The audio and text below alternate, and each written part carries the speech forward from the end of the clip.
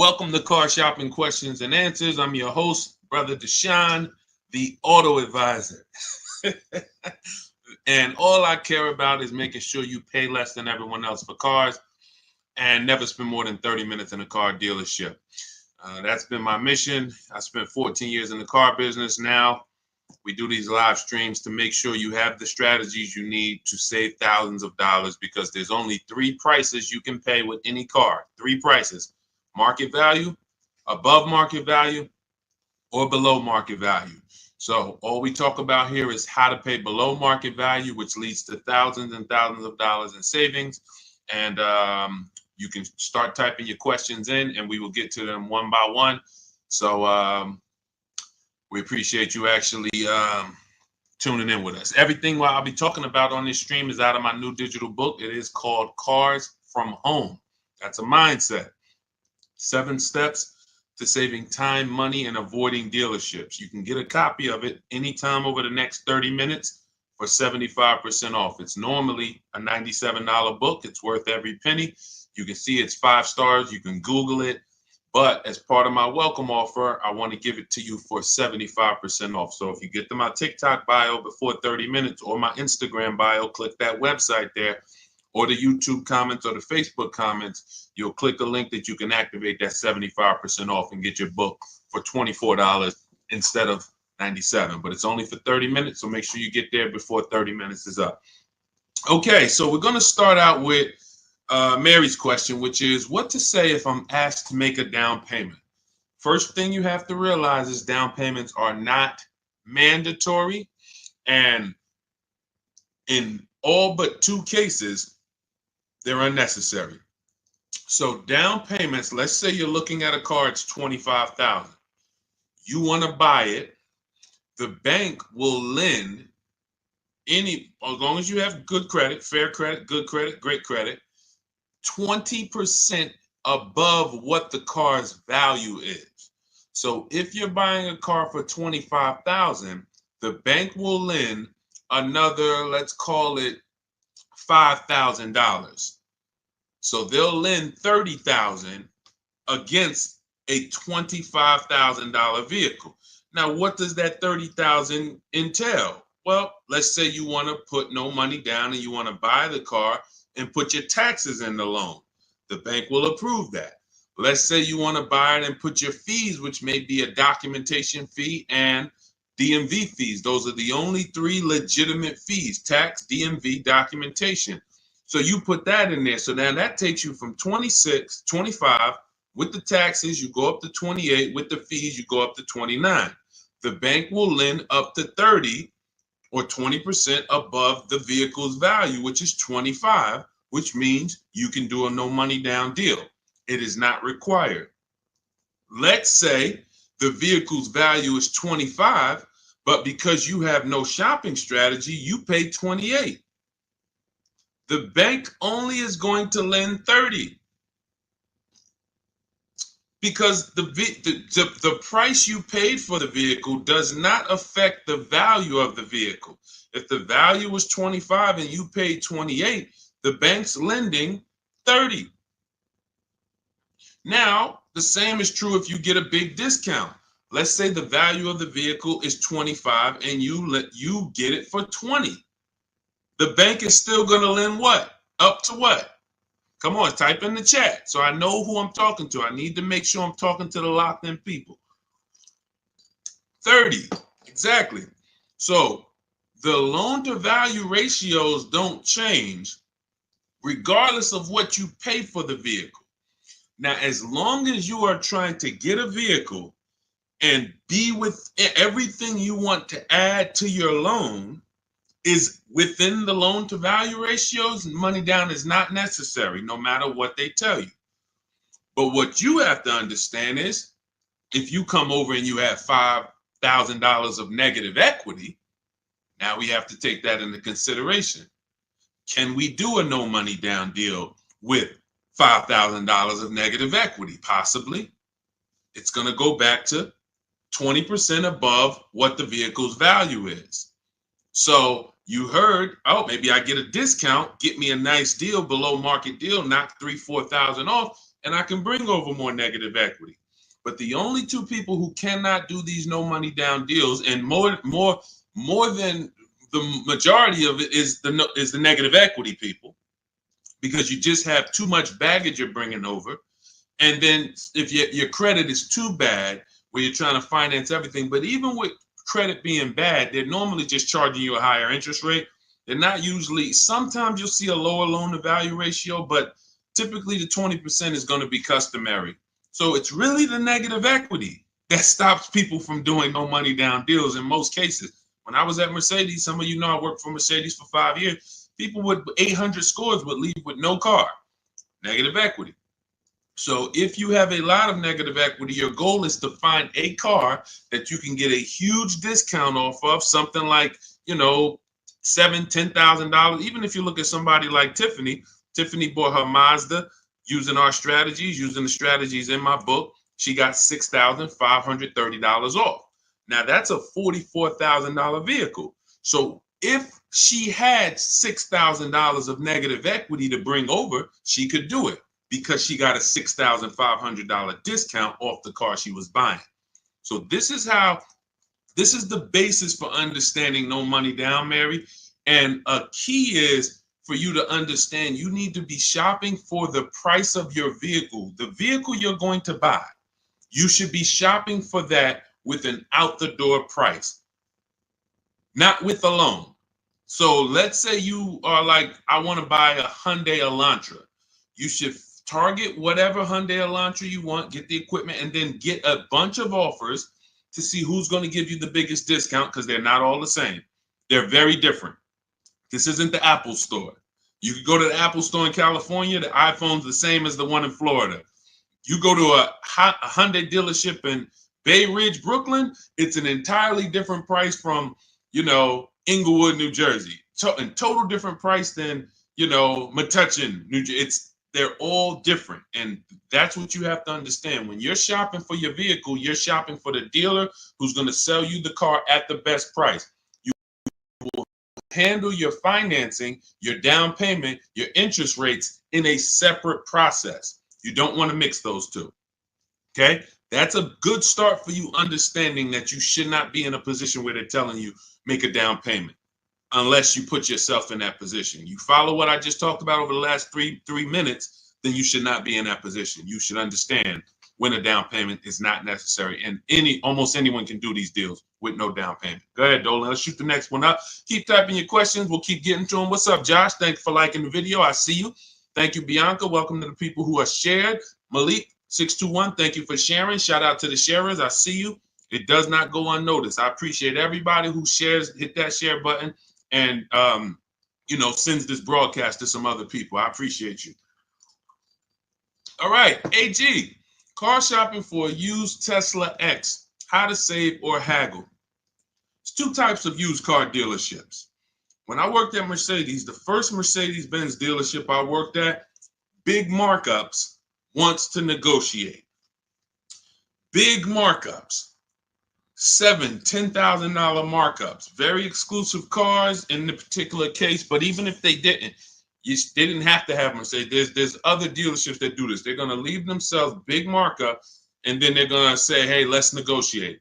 This is also for dealers who get a lot of traffic walk-ins. They're either on a highway. They know that we're going to get 50 people on a Saturday to walk in, so they can charge. They put these prices up. And they're not trying to really sell them online. They're trying to sell them to the unsuspecting locals.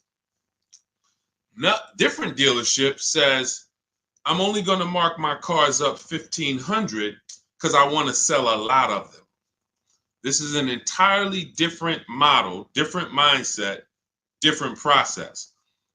Where you will get in trouble is when you're talking to a dealer, or you're about to buy, you're trying to buy from a dealer that has the $1,500 markup, has already priced their car better than anyone, and you're trying to get $2,000 off because you think you're talking to the markup dealers. That's when you end up losing. So how do we know the difference? We use a process. In my book, I have a process called the multiple marketplace strategy, where we have all the marketplaces open where used cars are. if a used car is not on a website, you should not be talking about. You shouldn't be talking to anyone about it.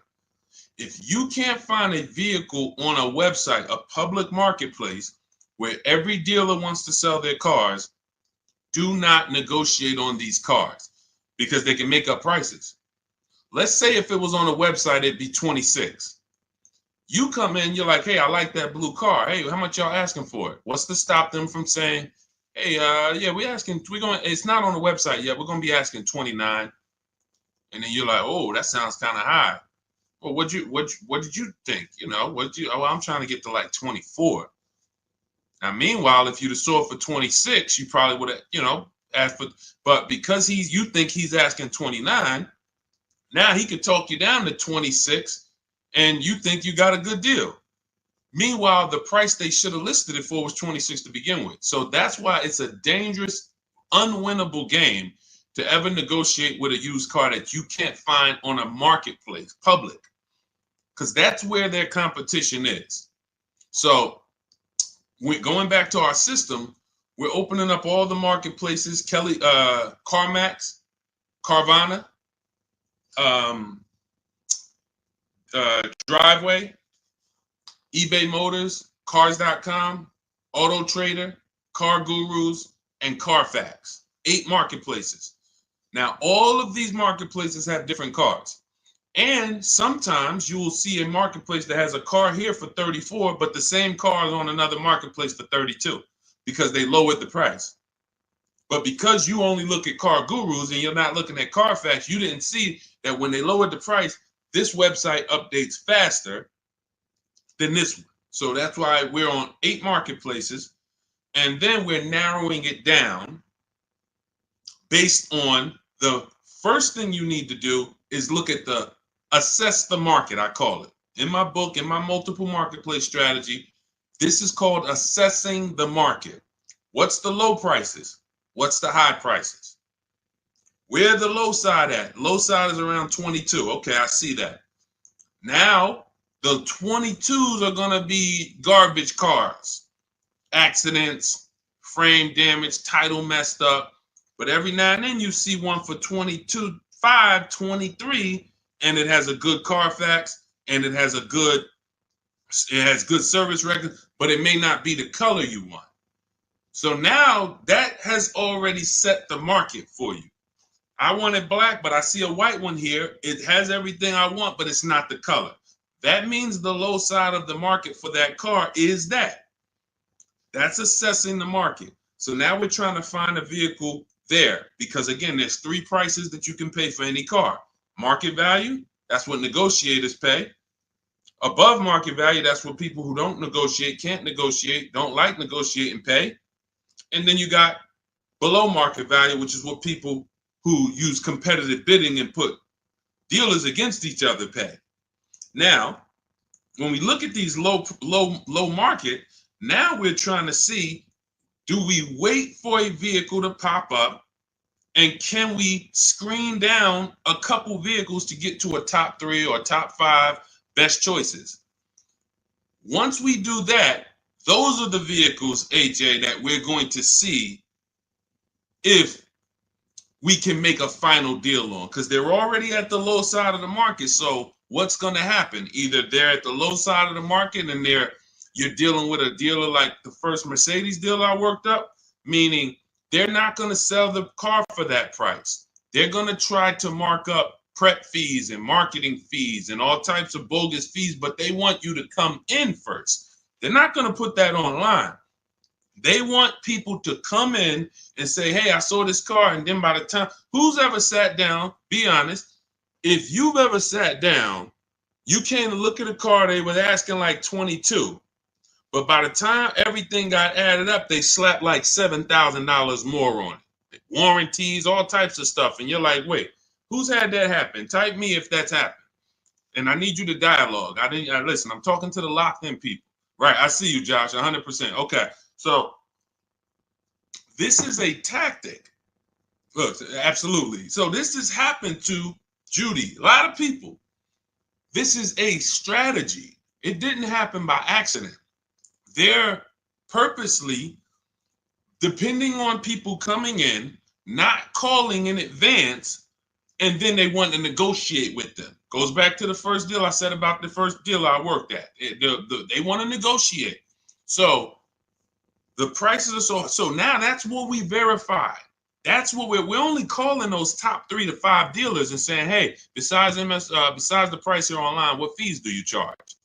Once they say, oh no, tax, title, fee, doc, all right, now we know our last step is we need to get the original window sticker price so we can find out the true discount. Because we need to know, AJ, if we're dealing with a dealer who has the markup or not. And we never ask them for a discount over the phone. We go there because you got to understand these. I'm telling you how dealers operate because I've been inside. Every dealer who puts a used car on a website, we use a tool called V-Auto. It tells us where the vehicle we have priced at, where it ranks in the pricing. It'll tell us if we're in the top 3 best prices within 50 miles. It tells us that. So when you ask them for, hey, can you take off $2,000, $1,000 over the phone, especially if the car just got there, they're going to say, nah, listen, you can come in, we can see, but the car just got here. What we do is we drive there. We already know it's the best price on the market. So either way, we're coming home with a car. Unless it just doesn't drive well or something like that. Every now and then that happens. But usually when we leave and we know we've done our assessment from home, we're going to make that deal. That's how I did with my Infinity truck. I just had to test drive it, lock the deal up.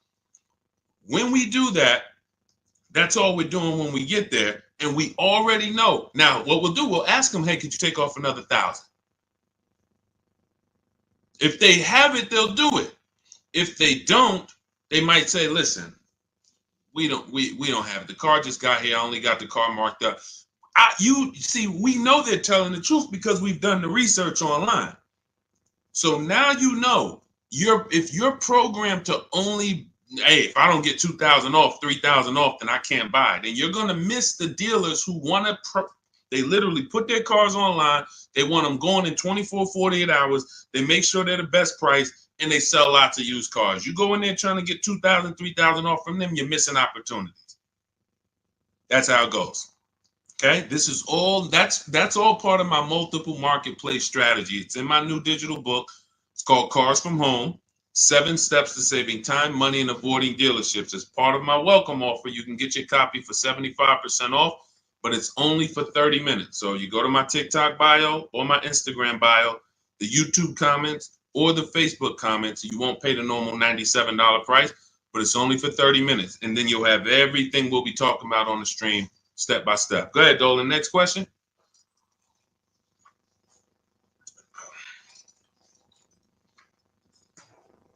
Okay, Mel, what's going on? A 5-year loan to buy a 2022 Jeep Compass.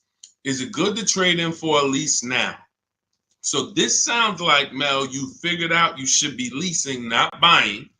And now you're like, should I make that move now? In my book, step 1 is the leasing versus buying question, because this is the foundation of your car deal. You need to know how you're going to beat depreciation. So normally what happens is when people learn about the 8-year rule, which says if you're not buying a car to keep it for 8 years, then you should be shopping for a below market lease, not a purchase. So when people learn that, oftentimes they're like, okay, I know I'm not keeping this car. I'm in 8 years. Should I wait or should I transition to a lease now? There is no benefit to you waiting. As long as your equity situation isn't so bad where it's going to stop you from transitioning to a lease, the play is to move to a lease as soon as possible, because you're not going to get the money back you're putting into owning these cars. The only people that get the money back for owning these cars are long-term owners. 8 years, 10 years. We got people on here who have cars. I'm sure some of you have had cars for 8, 10, 12 years, maybe even more. We usually get somebody on here that has a car for more than 15 years. This is the people who get all the money out the cars. So if you're keeping a car in the short term, you're not getting the money out of them. You're putting the money in, But then when you go to replace it and you see how much you're getting back for it, you're like, wait, all this money I put in, this is all I'm getting back. That's why you don't want to put the money in. And that's what happens with below market leases. You look at somebody like Zafrina. Zafrina's driving a $65,000 vehicle, Jeep Grand Cherokee. I got it here on the screen. She's paying $579 a month, no money down. So $65,000 vehicle, that would normally be $1,200-1,300. She's paying $579 a month, no money down. She's never putting the money in. Raphael, she has a Jeep. This is her second car using our process. This is my second car. Look, she said it worked. Follow 2024 Jeep Grand Cherokee 4x4. MSRP is $46,000. Well, it's $45,900, but let's say 46. Payments $549. That's a 1.19% lease. That's normally at $45,000 before we even throw the taxes in. That's normally a $900 payment on a 5-year loan. You can type that into any auto loan calculator and see. So you're going from $900 to $549. $900 is what people are paying to buy, unless they put more money down. And then see, people never factor in their money down. So that's why I always, when I'm talking to you, I'm going to let you know how much it costs with no money down. Because if it's $900 a month with no money down, but you decide you want to put $15,000 down, you can't tell people, well, my car payment's only $700 a month. What about the $15,000? Let's divide that, and then you'll see, no, it was actually $900 a month that you put into this vehicle. So that's why I compare, in every case, no money down, so we can really see how much these vehicles are costing us. So when you're paying $900 a month, you need to try to get that money back. And after a while, you'll see if you pay the car off and you keep it a long time, it makes sense. If you keep a car, somebody just said I had an 03 Camry from day one. Look, 307,000 miles. Now, time heals all wounds. He could have paid $10,000 too much for that Camry. Just overpaid. He didn't know what he was doing. It was supposed to be 20. They charged him 30. But if he kept the vehicle 20 years, do you see how that doesn't quite matter? What would matter is the short term. The short term. So the key is understanding, if I'm not keeping my vehicle long term, 8+ years, I shouldn't be buying, because I'm not going to beat the depreciation. I should be shopping for deals like Raphael got, like Zafrina got, like Jen got, like Ansley got, where they're leasing these vehicles, driving brand new cars, not putting a lot of money into them. They're paying cents on the dollar. These are below market leases. These aren't regular leases. And then you're beating depreciation that way because you're not putting a bunch of money into these vehicles. So there's no benefit, Mel, in waiting. You should do your equity assessment. You've already done step 1, deciding whether you're going to buy or lease. Now you move to step 2 in our process. That's the equity assessment, where you call your bank, get your payoff, then go to the 6 websites we teach that pay cash: CarMax, Carvana, Driveway, KBB Instant Cash Offer, Car Gurus, AutoNation. Once you do your equity assessment, it's going to tell you, do you have positive equity, negative equity? And then you will move to the 3rd step, but you have to do that first. So, but there's no benefit in waiting. None. Not one benefit in waiting longer to stay in a bad financial structure when you can go into a lease. Great question. All of this is in my new digital book. For those of you, you're sitting there, you're like, Deshone, there's no way I'm going to remember all of this stuff. We haven't even started warming up yet. You can grab my digital book. It's called Cars from Home, 7 Steps to Saving Time, Money, and Avoiding Dealerships. It has everything in there step by step. Leasing step by step. Purchasing new cars step by step. Purchasing used cars step by step. Making banks bid for your loan step by step. And you can get it for 75% off as part of my welcome offer in my TikTok bio or my Instagram bio. Click the website there, and or YouTube comments or your Facebook comments, and you can get it for 75% off, which will be $24 instead of the $97. But it's only for 30 minutes. Once 30 minutes expires, the welcome offer does go away. And $97 is still a great price for what you're going to get, but 24 is better. Okay, go ahead, Dolan. Next question. Just got the book the other day. Awesome, Mel. And I see you already made the decision about the step 1, which is great. Just move to the equity assessment and just keep checking off the steps. Just trust the process. You're going to be just fine. Thoughts on leasing versus financing? Well, T, this is exactly what we just spoke about. I have a very clear rule. It's called the 8-year rule. where it says if you're not buying your vehicle to keep 8 years, you should be leasing. And not just getting any lease, you need to get a below market lease, because some people will tell you leasing, this is when you know it's bad. When a dealer tells you leasing is the same price as buying, you're dealing with an 80% dealer, which means they are going to charge you a lot of money. And that lot of money is trying to discourage you from leasing, but that's not what a lease deal would be if you shopped around. So look at Ansley. Ansley has a 2024 Infiniti QX60. It's a $58,000 vehicle. He got it for $554 a month. Only first month's payment down. I want you to pay attention to these details. We're not putting money down to get to these payments. These are what is called 1% leases, or anything below 1.5 we consider a good deal. Anything below 1% we consider it a steal. So it's a steal, it's a deal, and over 1%, over 1.5%, I say in my book, it's time to chill. We don't lease those. We don't sign those leases. They're bad lease deals. But look at Jen. Jen pays $512 a month.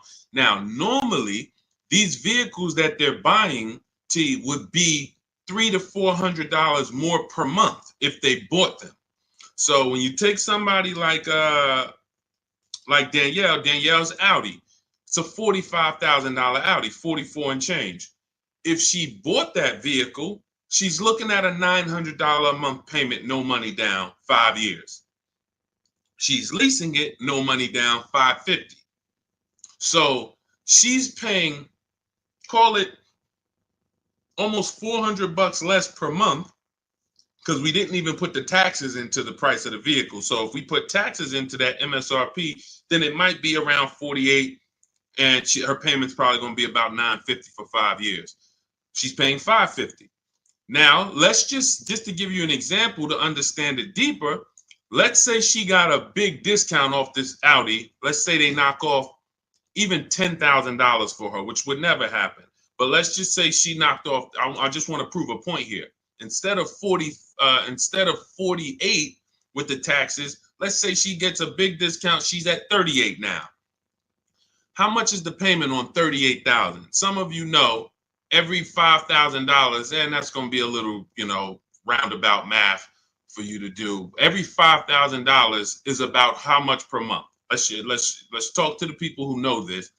Every $5,000 on a car loan that you look at, every $5,000 is about how much per month? Not 1,000, Mel. I think you typed an extra zero by accident. Yes, $100. Yes, $100. Yes, I see a lot of people. Look, thank you, Cleef. Yes, I listen, man. I love the locked in people. Shout out to the people who locked in, following, and learning from what we're talking about here, not just letting it go in one ear and out the other. So when you look at a $10,000 car, you should automatically think that's $200 a month. $20,000 car, $400 a month. $80,000 car, you should be thinking, okay, that's $1,300 a month. So when you have these parameters, you don't get in trouble, and you don't let people slap you in long loans. And how my payment so low? That's because you're in a 9-year loan. So when you have these parameters, you can't be tricked. So let's go back to, if she got a big discount off that Audi, 38 instead of 48, she's still looking at a $750 payment, $775. She's paying $550. So that is an example of how it's nowhere close. Even with the biggest discount you would get off of a brand new car, a below market lease is still so much lower from an investment standpoint, from what's coming out of your household.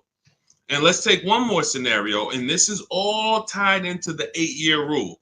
When I say you can make it easy on yourself and just say, if I'm not keeping the car 8 years, I'm going to shop for a below market lease. Now I'm explaining the math behind it so that you know there's math behind it. So all right, I didn't just pull the 8 years out of my hat and say, hey, no, there's math behind it. So let's look at one more scenario.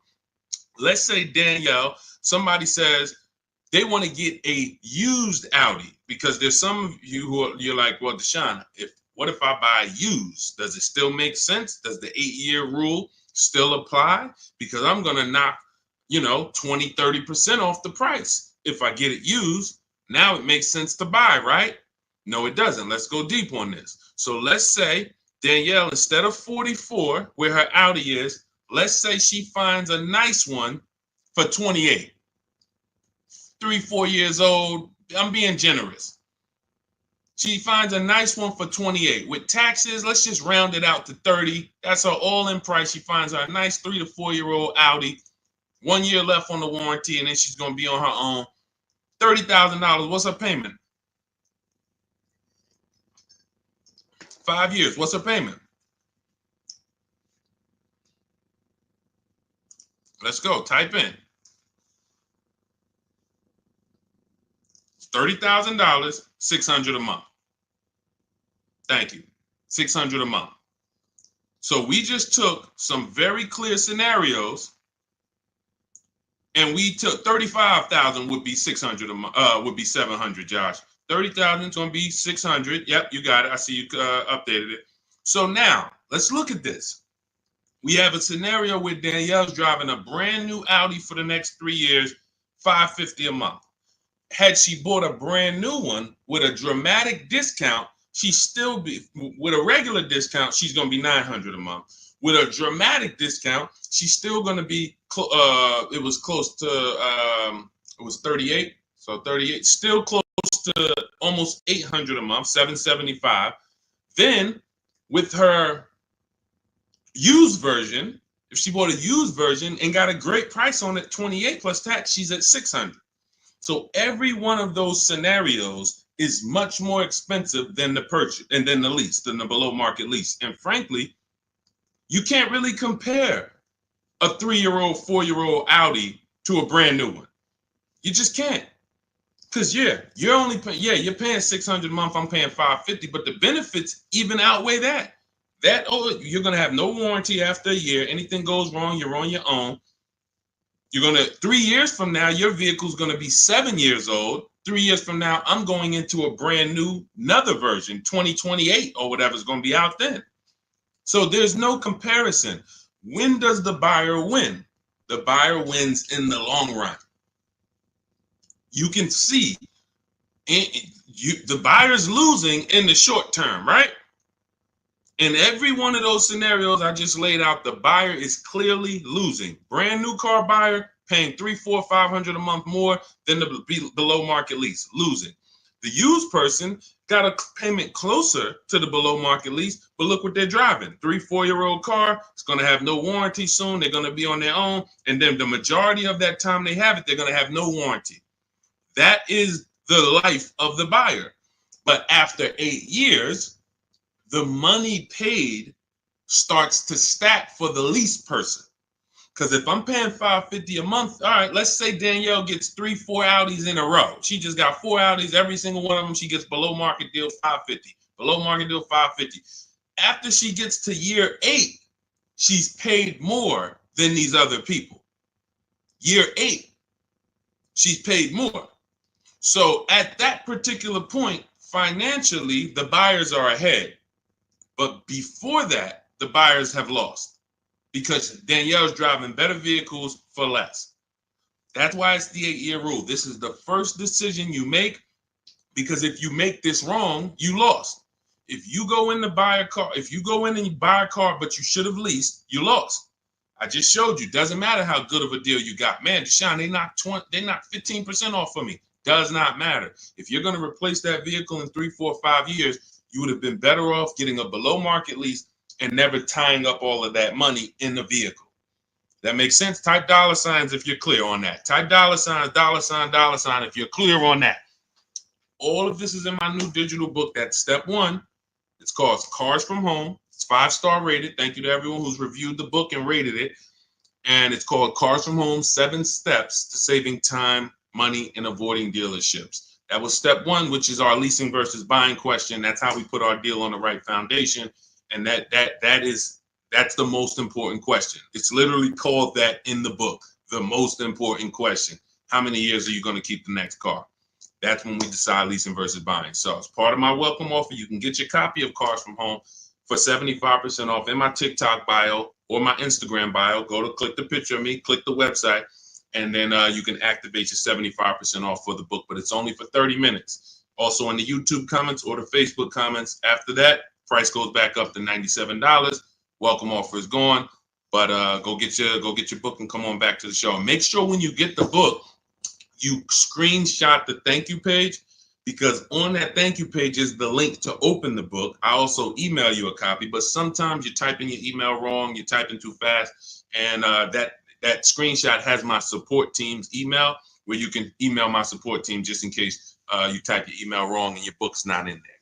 So go ahead, Dolan. Next question. Keep them coming. Keep typing your questions, y'all. We will get to as many as we can while we're on.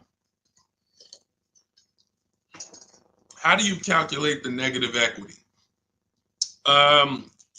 This is a great question. Negative equity, you want to calculate based on your highest possible offers.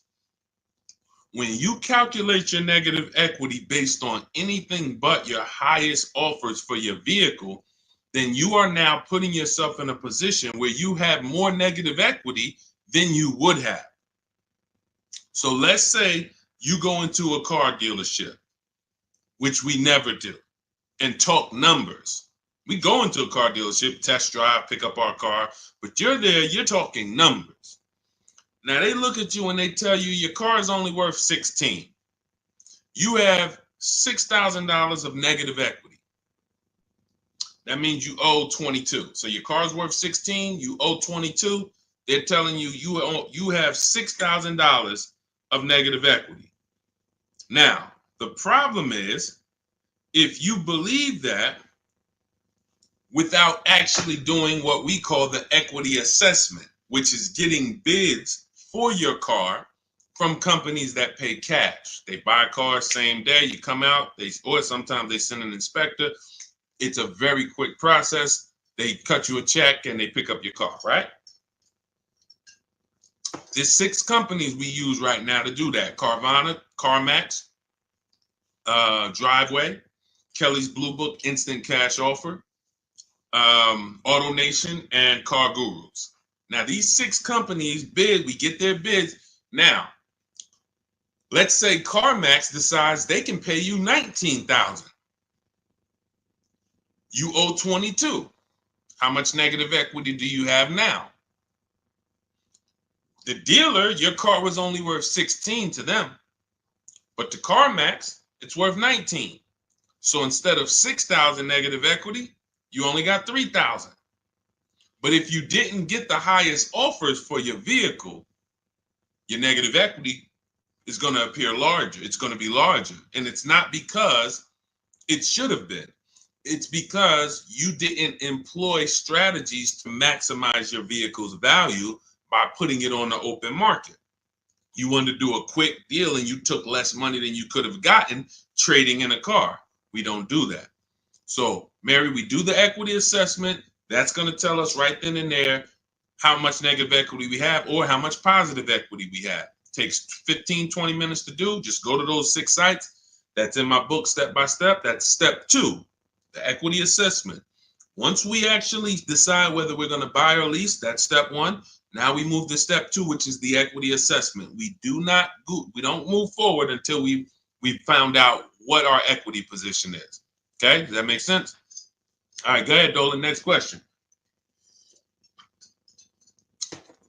And some of you are going to find out that you have more equity than you thought, and you don't have to wait to sell your car.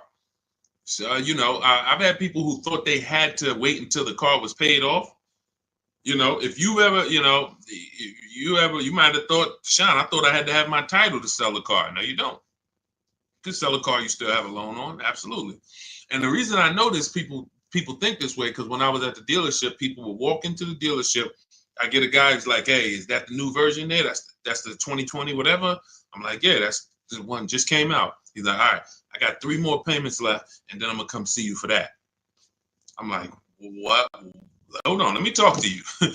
Because someone told him, and it could have been based on 30 years ago.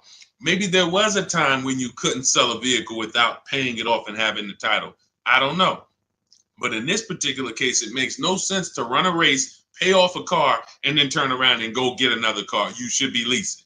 Because that's one of the downfalls of leasing is you always have a payment. Now there's benefits there, but if you are buying and you always have a payment, because literally as soon as you pay off your car, you go get another car, and then you go get another car, and you always have a payment, you've never reached the reward stage of buying.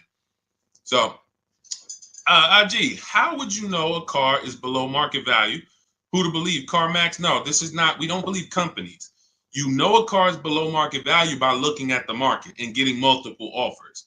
There is no quick, oh, let me plug this in and this tells me this. We don't trust anyone. There's no trusting or believing anyone. You want to assess the market. If I'm looking at a bunch of used cars and I'm looking at, okay, 2020 to 2022 Honda Civics, I can see what the low side of the market is. They're at 19. I can see the middle of the market is about 23. Then I can see these all of my other ones, they high.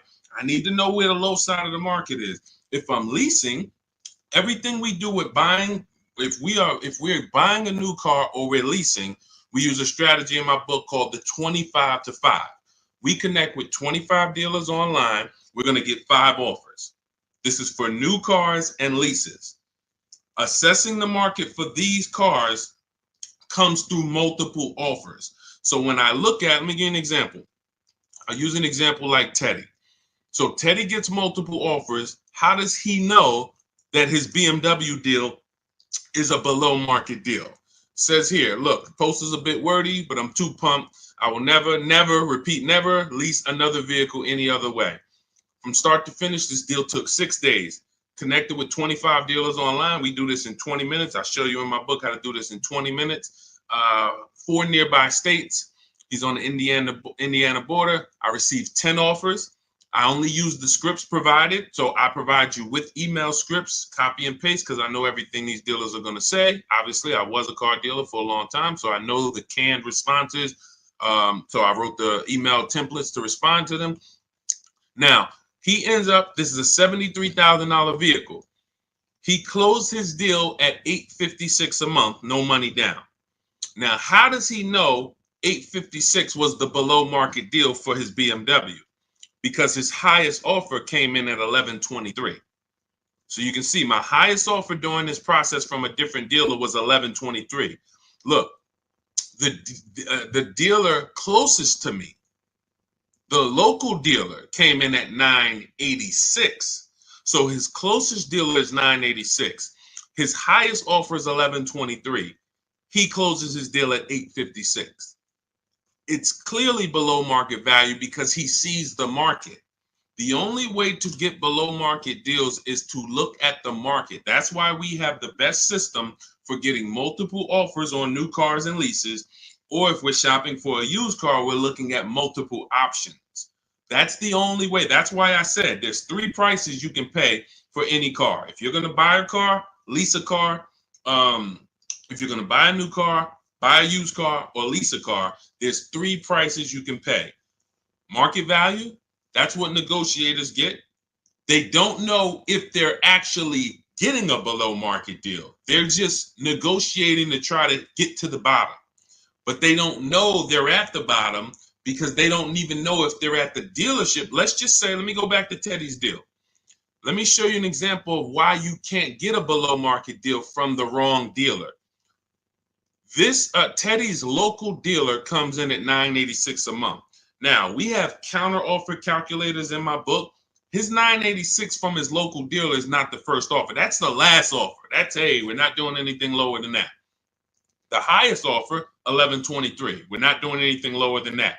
So if somebody's in there and they're negotiating with one of those dealers, they're not going to get to $856. They're at the wrong dealer. They're at an 80% dealer, and 80% dealers want to make a certain amount of money or they're not going to sell the car. If they can't make $5,000, they're not going to sell a car. $7,000, whatever it is, I'm not going below this. Meanwhile, the dealer who beat everyone's offer at $856, maybe they only made $2,000. Maybe they only made $3,000. Who knows? But the point is, they said, I don't need to make all that. I'm going to beat my competition and sell this person a car. That's a 20% dealer. That's why I say negotiators pay market value. People who don't, if you don't negotiate and you're like, man, Deshone, I just go and I close my eyes and just wake me up when it's over and I could drive out of here. You're going to pay above market value. So you're gonna, because you just don't have any, you don't have any fight in you, you have no strategy. But below market is reserved for the people who are putting dealers against each other, because it's the only way to know you got a below market deal is when you can look at enough options and know that you paid less. It's like this with anything. It's not just cars, TVs the same way. If you were buying a 100-inch TV, how would you make sure you're getting a good deal? You're going to look at probably 30, 40 TVs in every website. Then you're going to be, oh, this one's on sale, $699. All the rest of them is $900 and $1,000. Clearly, that's the below market deal. Same principles. Same principles. Go ahead, Dolan. Next question. You know, coincidence. All I do is teach you to shop for cars like you shop for everything else. Everything else in life, you shop this way except cars. Cars, you shop a way you wouldn't shop for anything else the way you shop for cars. Think about that. Am I right or am I right? Type right if you know I'm right. The way you shop for cars and buy cars, you won't buy anything else like that. You don't buy houses like that. You don't buy jewelry like that. You don't buy maybe jewelry. That's a little, you know, because it's sometimes tough to put people against it. But you don't buy TVs like that. You don't buy furniture like that. Just walk in and all right, go back and forth. No, you're comparison shopping. You're using the internet as your friend to get the information and start to have multiple options. That's all we do when it comes to cars. That's why we win easily. It's no struggle when you're using the internet to put people against each other. The struggle is going in and battling and begging someone to take money off when you're already about to spend 30, 40 grand with them. Imagine that. You're about to make a $40,000 transaction and you're just begging, come on, can you take off another 500? Just $40,000. All right. Best SUV to buy. This is all subjective. If you want to look at ratings, feel free to do that. I don't recommend cars because it's just too subjective. There's over 40 car companies. All of them have vehicles in every size category: compact, midsize, large, 3 rows. So there's so many categories. The key is this: find one you like based on looks. I like the look of that. And then you can come home and do what we call a quality check. This is in my book. This is in step 4. This is when we make sure the car we're shopping for is a good car. Some vehicles have a bad DNA. I want you to remember this. DNA you can't get around. You cannot repair DNA. So if a Nissan has a particular transmission that goes out between 80 and 90,000 miles, I never get it, because I would never buy that car, because there's nothing I can do to escape what might happen. It's just literally the luck of the draw. Maybe mine doesn't go out at 80, 90,000, but these vehicles are known for the transmissions going out from 80 to 100,000 miles. That's why you'll notice a lot of Nissans for sale. They got like 80,000 miles on them, 90, because people get rid of them right when the transmission starts slipping or right before it goes out. That's what happens. So you can, and this is not all Nissan. So you need to, we always type in the actual car to Google, and we type in 2000, we put the year, the make, the model, 2000 Honda Accord reliability, 2018 Nissan Altima longevity. There's three words that we use that you need to get familiar with: initial quality, reliability, longevity. This takes 5 minutes to do. Initial quality tells you, what does the data say? What are people saying about the vehicle the first 90 days? So if you're leasing a car, you're going to buy a car new or you're going to lease it, you need to know what the initial quality reports are. What are the owners saying the first 90 days of the vehicle? Is it in the shop? Is it electric problems, little malfunctions, blind spot, whatever? That's initial quality, first 90 days. Reliability is your first 3 years. So you need to know, what are people saying about this car? Not my neighbor.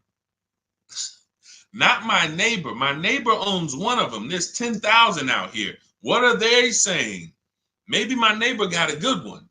You know what I'm saying? Your neighbor might have just got a good one. But I need to know, what are people saying about this vehicle the first 3 years? That's reliability. And then longevity is the long run. 7, 8 years, the engine. People, you're going to see people like Motor Trend and Vehicle Engines, all these websites that all they do is study engines and longevity. What are they saying about this vehicle? Are they saying that the transmission's known to go out? Sometimes you'll type in 2018 Kia Sorento longevity and you'll see right at the top, with proper maintenance, these vehicles are known to last 200,000 miles. That's a good sign. Now all we need to do is make sure we're getting a good one that has been properly maintained. But that's the DNA. So when you ask the best SUV to buy, my goal for you is to avoid the vehicles that have bad DNA. They have bad data. Could be a year. Could be the 2018 was trash, but then they saw that the 2018 was trash and they changed it, and then they made a better 2019. So it's all up to the year. I appreciate it, Rob. Thank you so much. Go ahead, Dolan. Next question. That's in step 4. See, that's shopping, not buying. We have 7 steps in our process. Most important question, step 1, equity assessment, step 2, deal focused budgeting, step 3, shopping, not buying, step 4, multiple offers, multiple options, step 5, paperwork and protection, step 6, and delivery is step 7, pickup or delivery. That's it. So everything I'm teaching on the stream is always going to be out of one of those steps. And for those of you who have the book, here's what you should always be asking yourself. Where am I at in the process? What step am I at in the process? Because you've come from not having a process. So you don't know what to do first. Should I be thinking about my trade-in? Or, oh, matter of fact, wait, he said don't trade. And then, all right, when do I get my loan? Do I get a pre-approval? You don't know where these things go, what order they go in. But I do. That's why we created a 7-step process that accounts for everything. So you always want to be asking yourself, where am I at? What step am I on to make sure, all right, listen, why am I focused on budgeting right now? And I haven't even decided how many years I'm keeping the car. That's my first step. That's what it's about. Okay, Judy, my Jeep lease is up in 2 months. Strange lease of 5 years. Would you finance the car at the end? You've had the car long enough and you're not owning it. So whatever type of financial deal that you went in on this, it was not a good deal because you're paying way too long on a car that you're not going to own. That's the reason we don't buy our leases. We don't do 4-year leases. Paying too much, unless you're paying like $200 a month or something ridiculously low, where you add up all the payments, add them all up. Look at it. All right, I gave them $2,000 up front, and then I paid $400 a month, and I've been paying $400 a month for 5 years. That's 60 months. All right, wow. All right, I paid them a lot of money. Add that up, and you'll see, compared to the MSRP, I paid way too much for this car that I'm giving back. So that's why I wouldn't suggest you buy it, because if you're not going to keep it long term, normally with a lease, it's broken into 2 sides. It's a part you're going to use, and then it's a part you're giving back to them. You're not paying towards that part. Let's say it's 50-50. You could stretch your side out. You got to pay half this car. You could stretch that out for 4 years or 5 years. But it has nothing to do with that back end. You're still going to owe. If you want to buy this thing, you still got that other half. So I don't know what your lease deal is, but if it's structured like a normal lease, you've just broken down your side. You're not paying it. Now, if you've paid into the car, 60-70% of the car, but I don't think you have, because that wouldn't be a lease. That would be a loan. That would be like, hey, I'm paying the car off. I paid it off for 5 years. I only got 2 years of payments left. I should only owe a small amount. If that was the case, then that's different. But on a lease, if you just took a 5-year lease, then you're paying your half. You're not paying towards the back. So you might have a very, very low payment, but you're not actually building, you're not paying towards the car. You're only paying towards the half you're going to use. So in that particular case, I would give the car back. Now, again, I don't know the exact details, but that just doesn't, but here's the benefit of leasing is cents on the dollar. Look at somebody who has a Jeep. You can see here, Raphael got her Jeep. It's a $46,000 Jeep. She's paying $549 a month, no money down.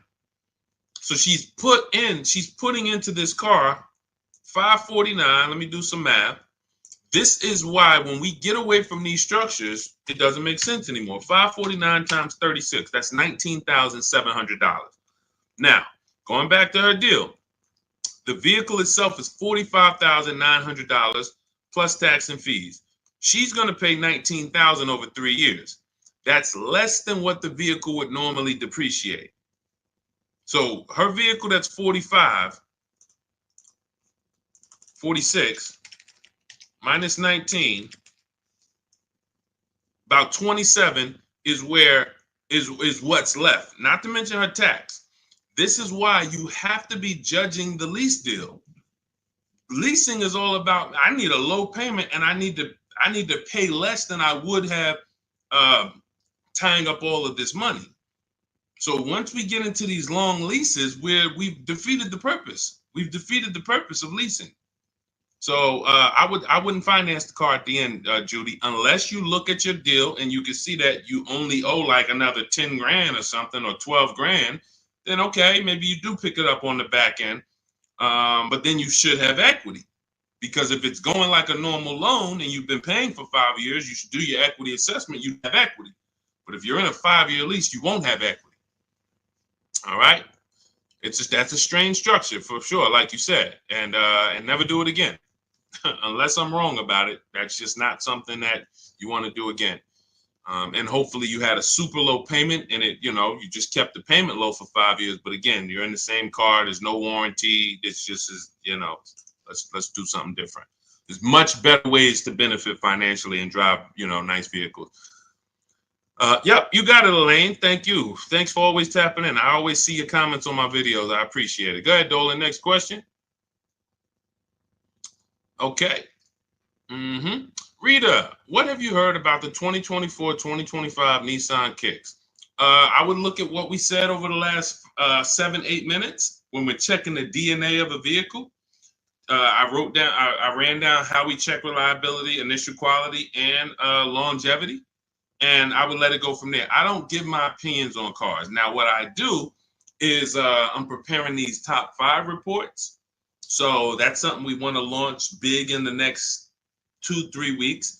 We want to start giving you, based on the data, what are the top 5 worst SUVs, compact SUVs? What are the top 5 worst luxury cars? What are the top 5 best compact luxury cars? So we want to give you those things based on data, but that's not my opinion. You don't want to take someone's opinion on a car. You want to go where the data goes, because the data polls tens of thousands of people who have the car, and they report, this is what people are saying. This is what most people are saying. And that's all we want to focus on. But what I do, Rita, is go back into the YouTube video, rewind about 7-8 minutes. You'll hear my whole layout of how we check reliability, dependability, initial quality, longevity, how we check the DNA. That's checking the DNA of the car. And that's what's super important. You don't want to end up with a car that's in the shop every 3 months. I could teach you to pay less than everyone. Yeah, all right. You use the strategies. You paid less than everyone. But what does it matter if you have a car that's now, every time you go out, check engine lights on, every 3 months, check engine light. What is this? So make sure you do that. Okay. And this is all in my new digital book, Cars from Home, 7 Steps to Saving Time, Money, and Avoiding Dealerships. We're talking about a piece of step 4, which is shopping, not buying. The reason it's called shopping, not buying, is because shopping is deciding what you want. Now, you're not taking enough time to do that. You are letting people rush you in a lot of cases. And now, once we decide what we want, it only takes us 90 minutes to get it. You saw what Ansley said. He got his deal, Teddy, 6 days. I got my below market deal. Ansley, he got his Infinity truck. Look, he said, I started the process Saturday. I accepted a deal Monday. It's quick. By the time we hit the market, we are seeing below market deals like that. So it's not even a matter of needing a month or 2 or 3 to be able to do this. Now, if you have time, you can watch the market, because deals change every month. So you can watch the market and see, okay, let's see the lease deals next month. Let's see where the used car price is going next month. Are they going down, up? So if you have time, that's a benefit. But even if you have a week, you can still get a below market deal. So that's step 4, shopping, not buying, deciding what you want. And when you do this the way I'm teaching you, you'll never worry about getting a car and then 3 months later you're like, man, I don't like this car. I need to replace it, which is a loss, because you're going to lose money, because you already depreciated the car. Now you're trying to replace it. So you're going to lose probably 15% of the value, whatever you paid for it. So we don't want to do that. You want to take the time to shop. You want to choose your vehicles wisely, test drive them, and you want to enjoy the process. And you will enjoy the process when you stop mixing buying with shopping. Let me say that again for those in the back. You will enjoy the shopping process, which is deciding what you want, when you stop mixing that with buying. Hey, Charlie, we're going out this weekend. You and your mother, we're going to go test drive some cars. We're going to go see the Nissan. Then we're going to go to the Chevy dealership. And I want you to sit in the back, and I want you to make sure that you can get all your football equipment back there. We're going to look at like 3 different vehicles. Oh, that sounds good. That sounds good. Now you're at the first dealership. You see it. Okay. All right. What do you think, Charlie? This is nice. But yeah, this is nice, Dad. I like it. Let's go see some other ones. Next thing you know, the salesman says, hey, well, we got a sale today. So 1-day sale. Oh, now you're sitting down. Now you're sitting down. What are you talking? Well, Dad, what's going on? I thought we were going to the other dealerships. Yeah, son, hold on. Me, Daddy and Mom, we're working a deal here. Next thing you know, you're buying, not shopping anymore. And this is how you leave money on the table. Don't shop competitors. This is a tactic. Call them the showroom shackles. They want you to sit down. Just picture. Remember this. Every time you sit down at a dealership, just picture shackles coming out of the armrest of the chair, and because isn't it like that when you try to get up? Doesn't it feel like you're shackled? When you try to get up, hey, some of you can't even get your keys back. Hey, where my key? Hey, you got my license? Hey, who has my driver's license? Hey, did you give me back my license? So this is a tactic. So once you understand, we avoid all of this. We never talk numbers in the dealership. When we're there to shop, which is decide what we want, test drive, go home. If that's the vehicle we want, we will be reaching out to buy it from home, online, by email. And if you're going to do it your way, you can call around, you can call them, but do not discuss numbers at the dealership. It's a losing battle. You have no leverage there. Go ahead, Dolan. Next question. All right. If you're getting value out of the stream, can you type a $, $, $, just send $, $. Let me know you're getting value out of what we're doing. Every time I see the $, I appreciate it. It lets me know we're connected and you're getting what we're talking about. Thank you, Sherwin. Thank you, Raphael. Thank you, Rob. Appreciate you. All right. Listen, let's go. Next question, Dolan. Yeah. Thank you, Jeremy. I appreciate it. I see you. Thanks, Tracy. Which value guide do most lenders use to determine value? Probably NADA.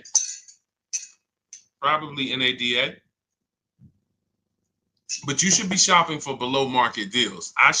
Listen, you could, if most people are paying 25 and the bank's using 25 as the value of the car, I don't want to pay 25. Why do I want to pay what everyone else is paying? So using the strategies we're discussing, multiple offers, low market, everything we're doing, you're in a scenario where when you pull up to someone with the same car, you've paid 2, 3, 4,000 less than them if they got market value. If they paid above market value, you might have paid 6,000 less than them. And this happens. Unfortunately, it happens sometime at one dealership. I remember I was at a Mercedes dealership and a customer comes in, he's going nuts. He's like, hey, I got an E-Class. Me and my neighbor, we go out to dinner the other night. We got the same car. I'm paying $200 more than him a month. He was pissed off. Now, how does that happen? One person paid above market value. Maybe the other person paid below market value or market value, but it's a $200 spread. Same vehicle. So when you're using what we're talking about, what you're learning in my book, what I talk about on these streams, you are not anywhere near what lenders should be looking at you and saying, man, that's be good. I don't know how you got the vehicle for that price, but that's a good loan to value ratio. In case the vehicle gets totaled, we know that we're in a good position. We know, rather than, hey, this guy has a vehicle, it's worth 27, but he bought it for 28. He's cutting this thing close. He needs gapping. So, all we care about is below market. We're not interested in none of these high prices, and how bad they are for other people, unfortunately. Go ahead, Dolan.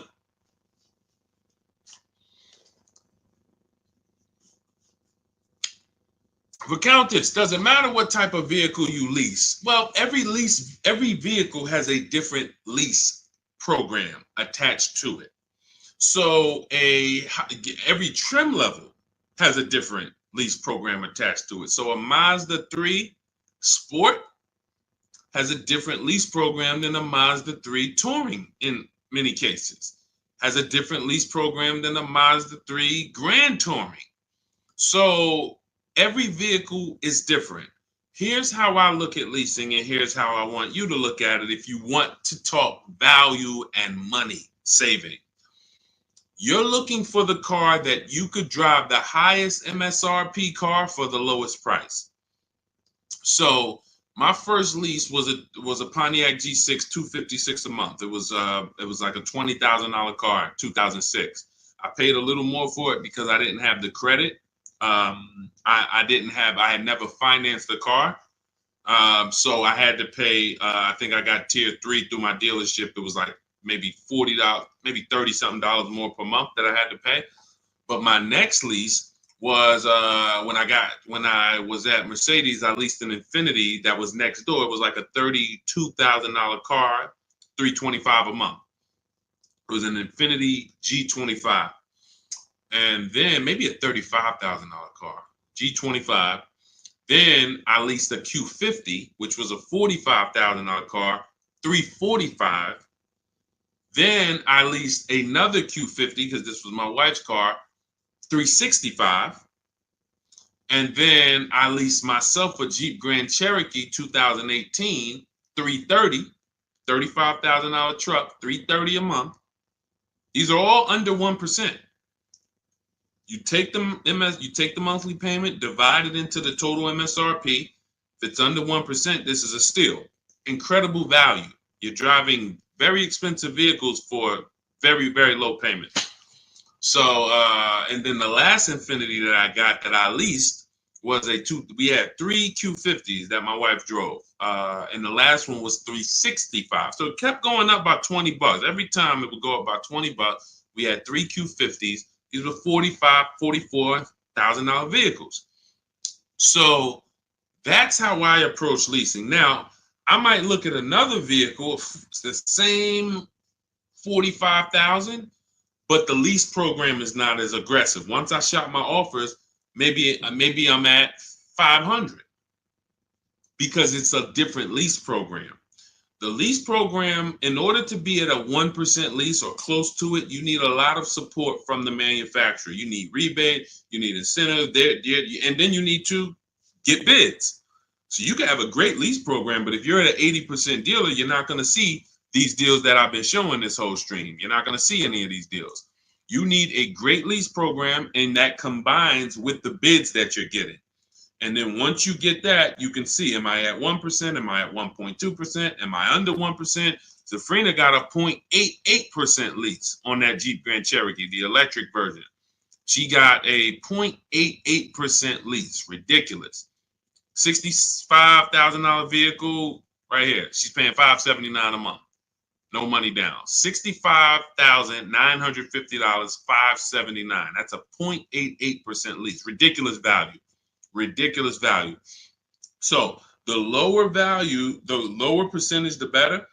I max it out in my book. I teach you the 1.5% rule. 1.5%, we don't lease above that. We don't lease cars where the lease deal is above 1.5%, because when you add up all the payments, you're paying too much for a car you're giving back above 1.5%. It doesn't make any financial sense to lease the vehicle at that point. We just go to another vehicle. I've had people that said, Deshone, I wanted to lease the Range Rover. I got all my offers back. It was 1.6, 1.7, 1.9, 2. What do you think? I said, pick another vehicle. Go back to the Range Rover in 3 years. Maybe it'll have a better lease program there. There was a time, I remember Range Rover Sports had a great lease program. There was a time where the Velar had a great lease program. It goes away. And then they're like, hey, you know what? We need to sell some of these. It comes back. So, but it's so many vehicles out here. It doesn't make sense to lease something where you can't get it for below 1.5 or even lower, because there's just so many vehicles. You can find one with a great lease program using what I teach. Every vehicle you shop, it's only going to take you 90 minutes to see the market. Once you get to step 5 in my process and you're actually shopping the market for lease deals, it only takes 90 minutes to go to the website, copy my scripts, and then get the offers back. So you could do this for 3-4 vehicles over a weekend if you want. But that's what you need to do. And then you determine what's the best value for me.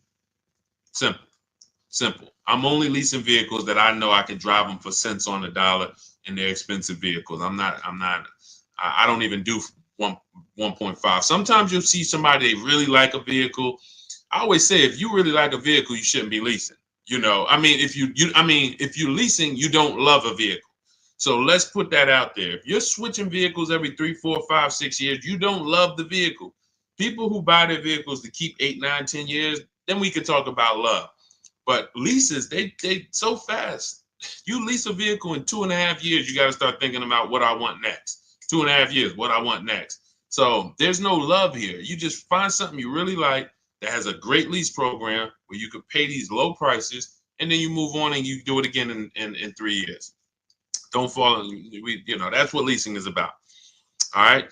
So, and look, I saw somebody say Audi, there's no rhyme or reason. All you can do is pick a vehicle, shop the market. There's no Audis have the best lease deals, Jeep Grand Cherokee, because look at how many vehicles are within Audi. You have the Audi A4, and then I told you, you have different trim levels. You have the Premium Plus package. You have Audi A6. You have the Honda EX, EXL, Touring. These are all different lease programs. So there's no way for you to say, oh, well, I know Jeep Grand Cherokee Limited, they have a good lease program. No, you pick a vehicle, shop the market. None of these people who got these lease deals thought that, or none of the, even the people who purchased, no one, Sean saves 20 grand off his F-150 Lightning. He didn't know he was going to save that much money. Kimberly, Maserati, she gets $21,000 almost off the vehicle. She didn't know that. She didn't pick the Maserati because she knew she was going to save $20,000. She said, hey, Maserati's my first choice. Let me go shop for it. Oh, below market deal on this is $20,000 off. That's the way it works. Look, at the time last year, Eddie bought this 2023 Toyota Camry hybrid. They were extra hot at the time. He shops his best offer at that time is $2,086 off of MSRP. They had no rebates. He got multiple offers, and he said there were several dealers still charging MSRP over MSRP. Now, the market's changed on these in a year, but at the time, that was the below market deal. So no one goes in knowing how much a below market deal is going to be. You pick your vehicle, use my strategies, you get your offers, 24 hours, 48 hours, you have all the offers, you can see, how does it look? You got 5 offers, 7 offers, how does these look? Oh, wow, I'm saving 6 grand. That's the best offer. All the other ones are saving me less than that. Oh, here, I'm saving 10 grand. Then you make your decision.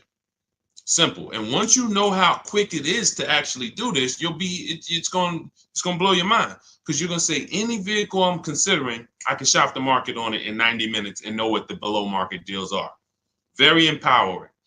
So everything you're learning is out of my new digital book. It's called Cars from Home: 7 Steps to Saving Time, Money, and Avoiding Dealerships. This is a 7-step process for below market leases, below market new cars, below market used cars, step by step, A to Z. There's nothing left to chance. You can get your copy of it for it's normally $97, but 75% off, as long as you get to my TikTok bio before the 30 minutes is up, or my Instagram bio, or the YouTube comments, or the Facebook comment. That's my welcome offer. It's a digital book, so it will be in your inbox immediately. As soon as you get your book, make sure you screenshot the thank you page, because that does have my support team's email, just in case you type your email wrong. We can't email a book to a wrong email, so you could always reach out to my support team. And also on that page is the link to open the book. So as soon as you get it, you might want to open it, save it to your computer, but save the master link, because anytime I update the book, you actually get the updates. A couple months ago, Vroom went out of business. Vroom used to be in our equity assessment, used to be on our used car marketplace reports. They go out of business. We got to delete them. I went into the file, removed Vroom. Everyone who opened the book after that never saw Vroom again. So you keep the master link. That way, when I update the book, you get it. I don't charge for updates. I want you to win. That's why I'm giving you the welcome offer, where you could even get it for $24 instead of $97. But even if you miss the 30 minutes, you should go and get your copy for $97, because what you're going to benefit from is going to be 10 times worth what you paid for it. But if you get there before 30 minutes, you can actually get it for $24 instead. So go get your book. I appreciate you tuning in. I want to see you win. Make sure you email me your car deals when you make them. Send them to me by email. I love to see your deals, so I can bring them into the show and keep, talk about you the same way I'm talking about everyone else. And we'll make this happen. Keep unlearning. Leave everything you learned at the door. When you get my book, don't bring any of your old ideas to me. Trust our process. Leave all of that old way at the door, and your success is guaranteed. So I'll see y'all on the next stream. God bless you.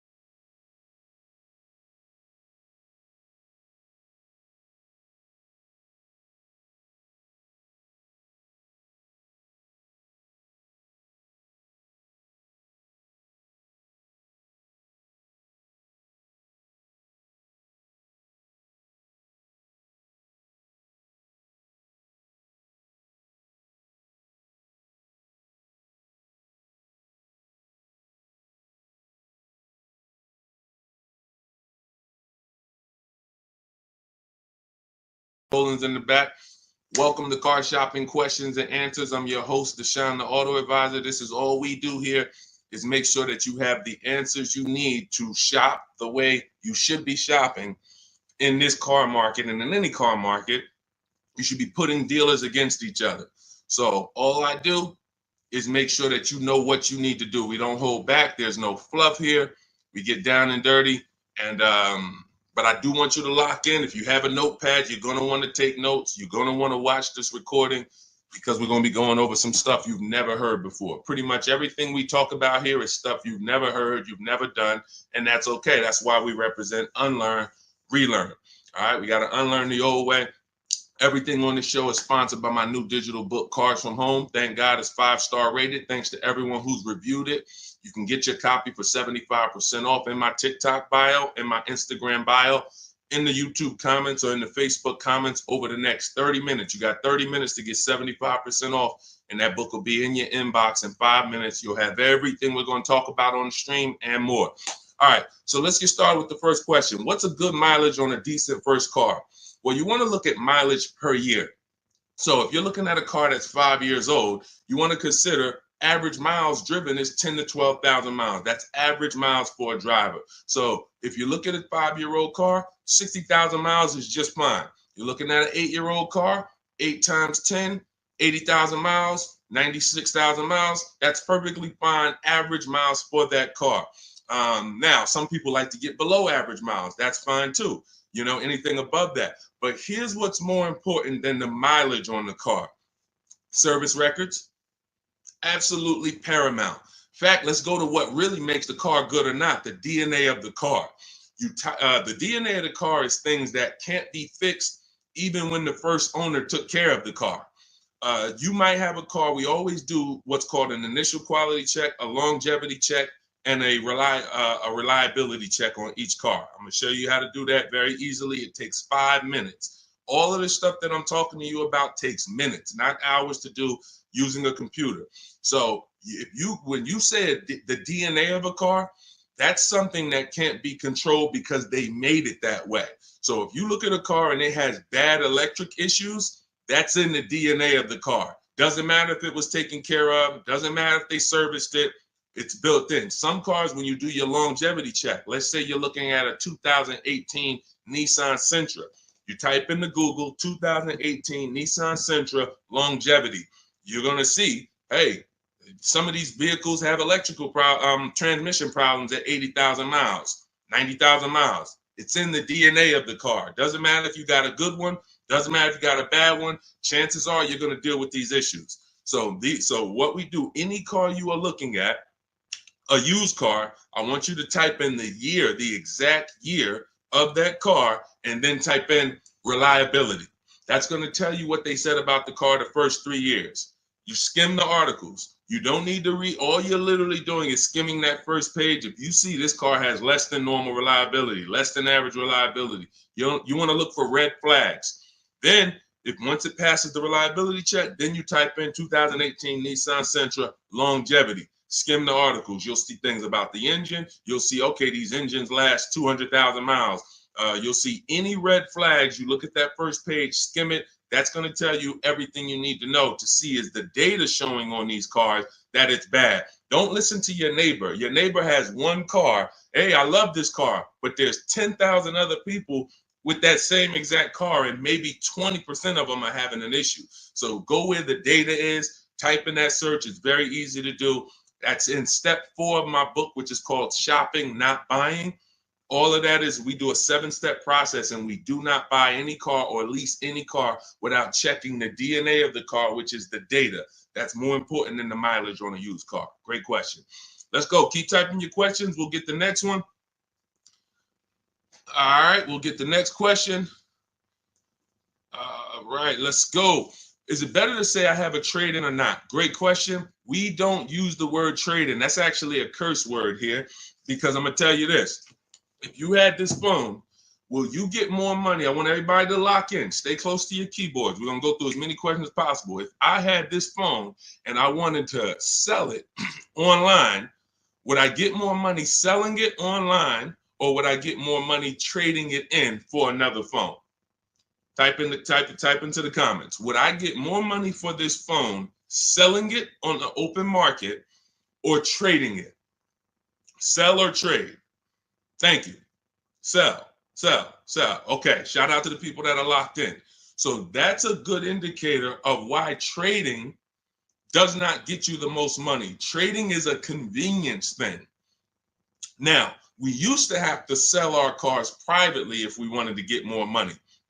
Used to have to list them on Facebook Marketplace, have a bunch of people come by your house. They're driving it. Hey, you mind if I look under the hood? Strange people. We don't have to do that anymore. Why? Because there's big companies that cut cash checks for our cars, and it's easy to find them. I'm going to give you the 6. CarMax, Driveway, Carvana, Kelly's Blue Book Instant Cash Offer links you to a local dealership to get a cash offer. Auto Nation links you to a local dealership to get a cash offer. Car Gurus link you to a local dealership for a cash offer. This takes 20 minutes. This is step 2 in my book. I call it the equity assessment. You have to maximize the value of your current car. You're also going to learn that we don't mix transactions here. What does that mean? Whenever you do a trade-in, you're doing 2 transactions with one dealer. What does that mean? Every time you buy a car from a dealer, that's 1 transaction you did with that dealer. If you trade your car or sell your car to them, because that's what you're doing a second transaction with that dealer. If you get your loan from them, you're doing a 3rd transaction with that dealer. And every time you do that, you're doing exactly what they want, because you're not giving you're not bidding out your loan on the open market to give multiple banks and lenders a chance to compete, and you're not listing your car on the open market, giving all of those 6 buyers that I just named a chance to compete. That's how you get the most money. You cannot get a great deal without maximizing each part of the transaction. You can't think that the same dealer that you bought your car from is going to pay you more money for your old car than anyone else would have paid you. That's why we do not trade. There's only one circumstance where you must trade. That's if you have a lot of negative equity and you can't pay the difference. So if these companies, Carvana, Kelly's Blue Book Instant Cash Offer, CarMax, all the companies I named, they're going to pay you more than any dealer. Now, if you have negative equity after you get those offers, then you'll see, all right, the best thing for you to do is to pay the difference. Because if CarMax's offer is 19 and no one else is going to touch that, that's going to be the smallest amount of negative equity that you can have, because you got the highest amount for the car. If you go and trade that in, that dealership might only give you 17, which means whatever negative equity you had over here selling the CarMax, 2,000, 3,000, 5,000, it's going to be more because you're getting less for the car. So but if you can't pay the difference, cover the difference of the negative equity, then do a clean transaction. That's what I recommend. But some people don't have the cash to do that. Then you must trade, which means you go and whatever dealership wins your business, they're going to have to be the ones to trade, because you need them to bring that negative equity over to the new deal. That's why you must stay out of negative equity. You must learn the reasons for negative equity. You must understand what causes negative equity, and then you must stop it. Because some of you, every single transaction you do, you have negative equity. There's a reason for that. You don't understand leasing. That is your problem. That's another question we'll go into, but that is the problem. I've been doing this 14 years, working in car dealerships. I've been educating people like you online since 2021. We got thousands of students, 10,000 books. So we do this. Negative equity is caused by either a short-term emergency where you switch your cars. Hey, I needed a bigger car. I thought I was going to keep this car forever, 8, 9, 10 years. But, my wife just had triplets. We needed a bigger car. We got to switch it. That's fine if you're going to pay off the car and keep it long term. But if you're just switching cars, hey, I get a loan, 5-6 year loan, switch the car in 2 years, 3 years, roll the negative equity over. You keep doing that. The reason is you don't understand leasing, and you're in a financial structure that is going to penalize you for these short-term trades, and when you should be learning about getting below market leases. And we talk about that a lot on the stream. So great question. We do not trade. All of this is in my new digital book, Cars from Home, 7 Steps to Saving Time, Money, and Avoiding Dealerships. You can get a copy for 75% off as part of our launch offer in my TikTok bio, in my Instagram bio, in the YouTube comment section, or in the Facebook comment section. But it's only for 30 minutes. Once the 30-minute timer goes to zero, it's $97. And it's worth every penny at $97, but $24 is better. So go there, get your book, come back to the show. All right, see you in a sec. Go ahead, Dolan. Next question. $10,000 upsell. And you know what? Listen, this person grab this question, Dolan, for the next question. She said, I bought a vehicle during the pandemic, $10,000 upsell. I want to tell her about Bonita, but that'll be the next question. Let's get to C. Robinson on Instagram. We're in the midst of trying to lease a car. It's exhausting. Well, you're doing it the way they want you to do it. You're in there begging for discounts. You're in there walking into dealers, hoping you can get a good price. And what you don't understand is that 80% of dealers are overpriced. There's nothing you can do about that. Picture 10 dealerships on a block. 10 dealerships, they're all Nissan dealerships on a block. 8 of them are not going below a certain number. Doesn't matter how much you negotiate, yo, I'm not doing any better than this. And when they look at you and say, hey, Mr. Robertson, this is my best price, they're not lying. That's their best price. That's not their competition's best price. Their competition's best price is totally different. And what you have to learn is when you're looking at car dealerships, it's not like the Apple store. The Apple store, I go get an iPhone here, I could be in Southern California, it's going to be the same price. I can go up to Canada, it's going to be the same price in most cases. This is a convenience aspect. They fooled you into thinking, oh, the Nissan dealer you're at, we're just the closest one, but we're all the same. They're not the same. They compete every single day to see who's going to sell more cars. They report their numbers at the end of the month. They're competitors. They sell cars for different prices. So what you have to now do is bring that competition into your car shopping. You cannot do it going from dealer to dealer. If 8 out of 10 dealers are overpriced, then you need to figure out, how do I talk to all these dealers or communicate with them at one time to where I'm going to be able to get numbers from all of these dealers or whoever has a car, and I'm going to pick the winner. That is what we do. That's why our entire mindset and philosophy is called Cars from Home. There's only 3 reasons we're in a car dealership: to test drive, then we leave; to have our car appraised if we're selling it to a used car manager, then we leave; or to pick up our car because they don't deliver. That's the only 3 reasons. We are not there to talk numbers. We're not there to find out what's the specials of the day. We do all of that from home, online. You have the internet at your disposal. You wouldn't walk into a store to buy a $2,000 TV. Nobody would. No one who wants to get a good price on the TV. You'd be at home looking at all the TVs online and then saying, okay, boom, that's the best one. And you can make that decision in minutes because you have the internet at your disposal. It's the same way with cars. We have the online shopping system that allows you to get 5 offers because you must get 5 offers. I just told you 80% of dealers are overpriced. So that means 4 out of 5 dealers are overpriced. When you walk into Nissan and say, hey, there, can I get a quote on a lease? And they give you $799 a month, you leave saying, man, Nissan's expensive. No, Nissan of Bergen County is expensive. Nissan of Bay Ridge is expensive. You need to understand that that is one dealership. And when you grasp that, you won't be going into dealerships to get prices anymore. You'll be sitting at home like we do, getting prices online so that you can see. When you go to my book page, you'll see dozens of people. We share all. I've helped so many people learn this. I'm so fortunate because once I saw that they were able to do this, it just made me say, let me keep sharing their stories. See, anyone knows, okay, Deshone, you've been selling cars 14 years. You've been doing this since 2006. Obviously, you can get great deals. That's why all I do is share what my people who learn from me get, their deals, because they're all that matters. So you want to get 5 offers, Mr. Robinson. It doesn't matter if you're going to call and do it. Talk to sales managers. If I was calling, I would be calling and talk to salesmen. Now, who does not like talking to car dealerships? Type me in the comments. Stay close to your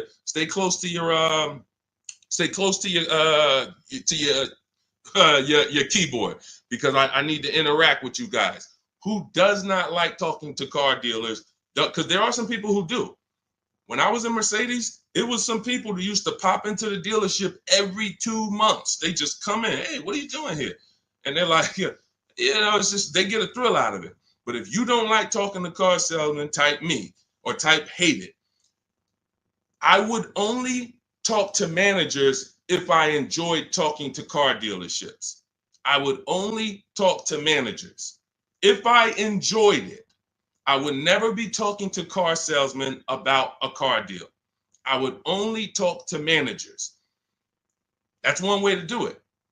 But it's not as easy as our way. Now, if you're not going to use my book, talk to managers. Talk to managers. You must get 5 offers because then you're going to see how the heck is the same car, same $35,000 car. One dealership's charging me $560, no money down. One dealership's charging me $490, no money down. One dealership is charging me $395, no money down. How are these offers so different? because you're proving to yourself what I'm trying to tell you, which is 8 out of 10 are overpriced.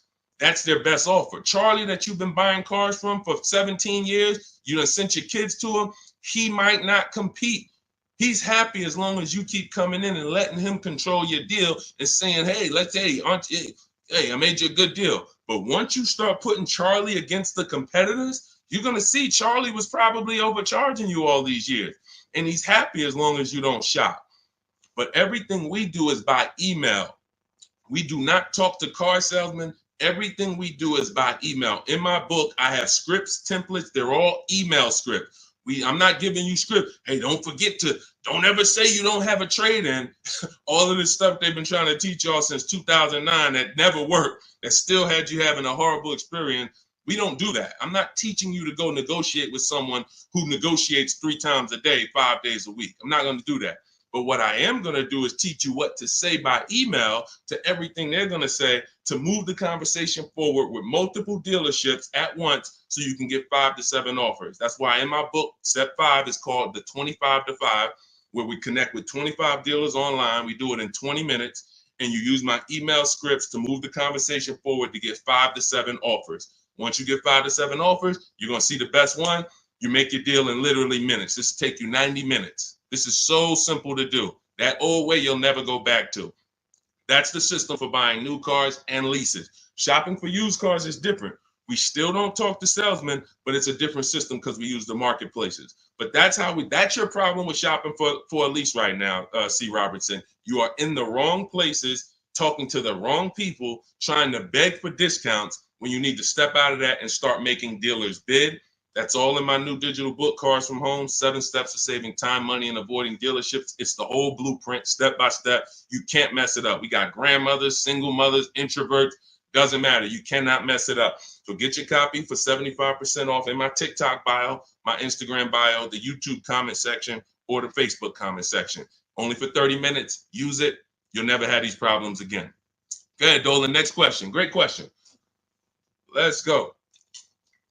Negative equity. Can I still get a good trade? Not necessarily. This person has negative equity and they're asking, can I still get a trade in value? I told you the first thing you want to do with negative equity is make sure you're getting the most money for your car. That's super important because if you could have gotten 18 for your car, but you're looking at 16 and you're saying, okay, based on 16, I have $4,000 of negative equity. Well, if you got 18, you'd have 2,000 of negative equity. So part of this entire transaction, which I call the equity assessment, is making sure that I have found the buyers who will cut me a cash check and pay the most money.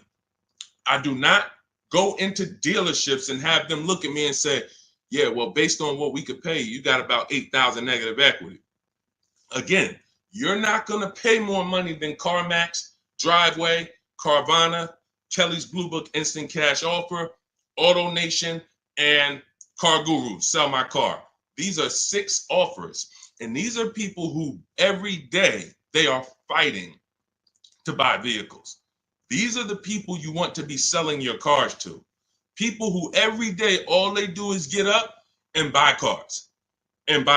People coming in there, hey, I'm here to pick up my check. They inspect the car, go into the accounting department, cut the check. Thank you, sir. Take off the license plate. Next. This is what they do. They're not trying to sell you a car. They're trying to buy cars. That's why we want to put our car in that market. So that's the first thing. Now, when you look at that, I have 2 strategies in my book for negative equity, and then a third one that doesn't lead to a car, because there's only 2 things that I've seen that stop people from getting cars depending on their situation. Credit is too bad, negative equity is too high, and they can't transfer it. We had people, I remember I was at the dealership, I'm at Mercedes, I got people with 800 credit scores not getting a car. They could afford it, can't transfer it. The bank's not going to approve it. They got 10,000 in negative equity. They're trying to roll it over to a $40,000 car, and they're trying to do no money down. So they want to finance the tax. They want to roll in the tax, the fees, and the negative equity. Bank's not doing it. That is how you could not get a car with negative equity. But there's 2 situations where you can. First one is if you can pay that difference. I already mentioned that. You get your 6 offers: Driveway, Carvana, Kelly's Blue Book Instant Cash Offer,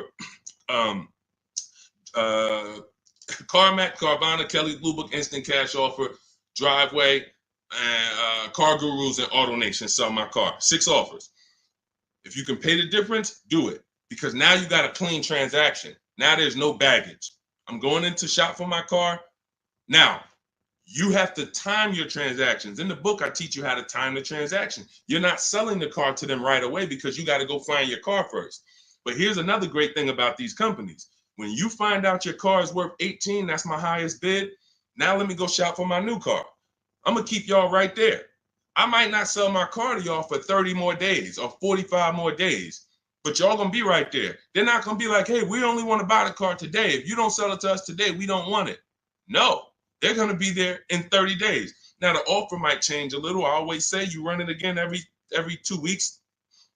See if it's changed. You know, car values do drop, but usually by a small amount. But the point is, once you know what your highest offer is, now let me start getting bids for my new car or my lease, or let me start looking at the market for my used car to find my below market used car. Once I find that car, once I find the 20% dealership, remember that. If you're locked in on that 80% are overpriced and 20% are the best prices, type 20 in the comments. For the people who understand, oh, Deshone, I keep hearing you say 80% are overpriced. So that means I should be focused on finding the 20, right? Yes, type 20 into the chat.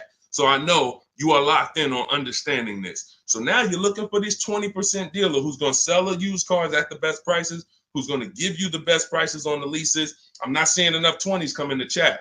Come on, y'all, lock in. Don't be distracted. It's too many things. Don't be reading other people's comments. We got some weirdos that come in every day. They talking about stuff that's unrelated because they're trying to distract you.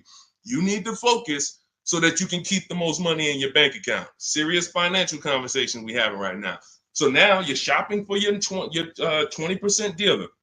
Now, perfect. I found my below market used car. I found my below market offer on my lease.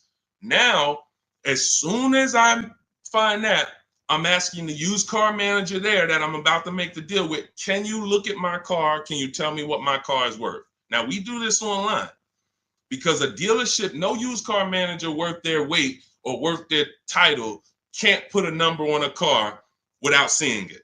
They do it all day long. Sit there, look at the auction, put numbers on cars. So we can literally say, hey, can I send you all the information about my car? Can you give me an idea of what you could pay for it? Once we send them the year, make, model, send them pictures, they might say, okay, look, I'll give you about 17 for it. I need to see it. They're always going to say, I need to see it 100%. But you're about to go over the finish line with them.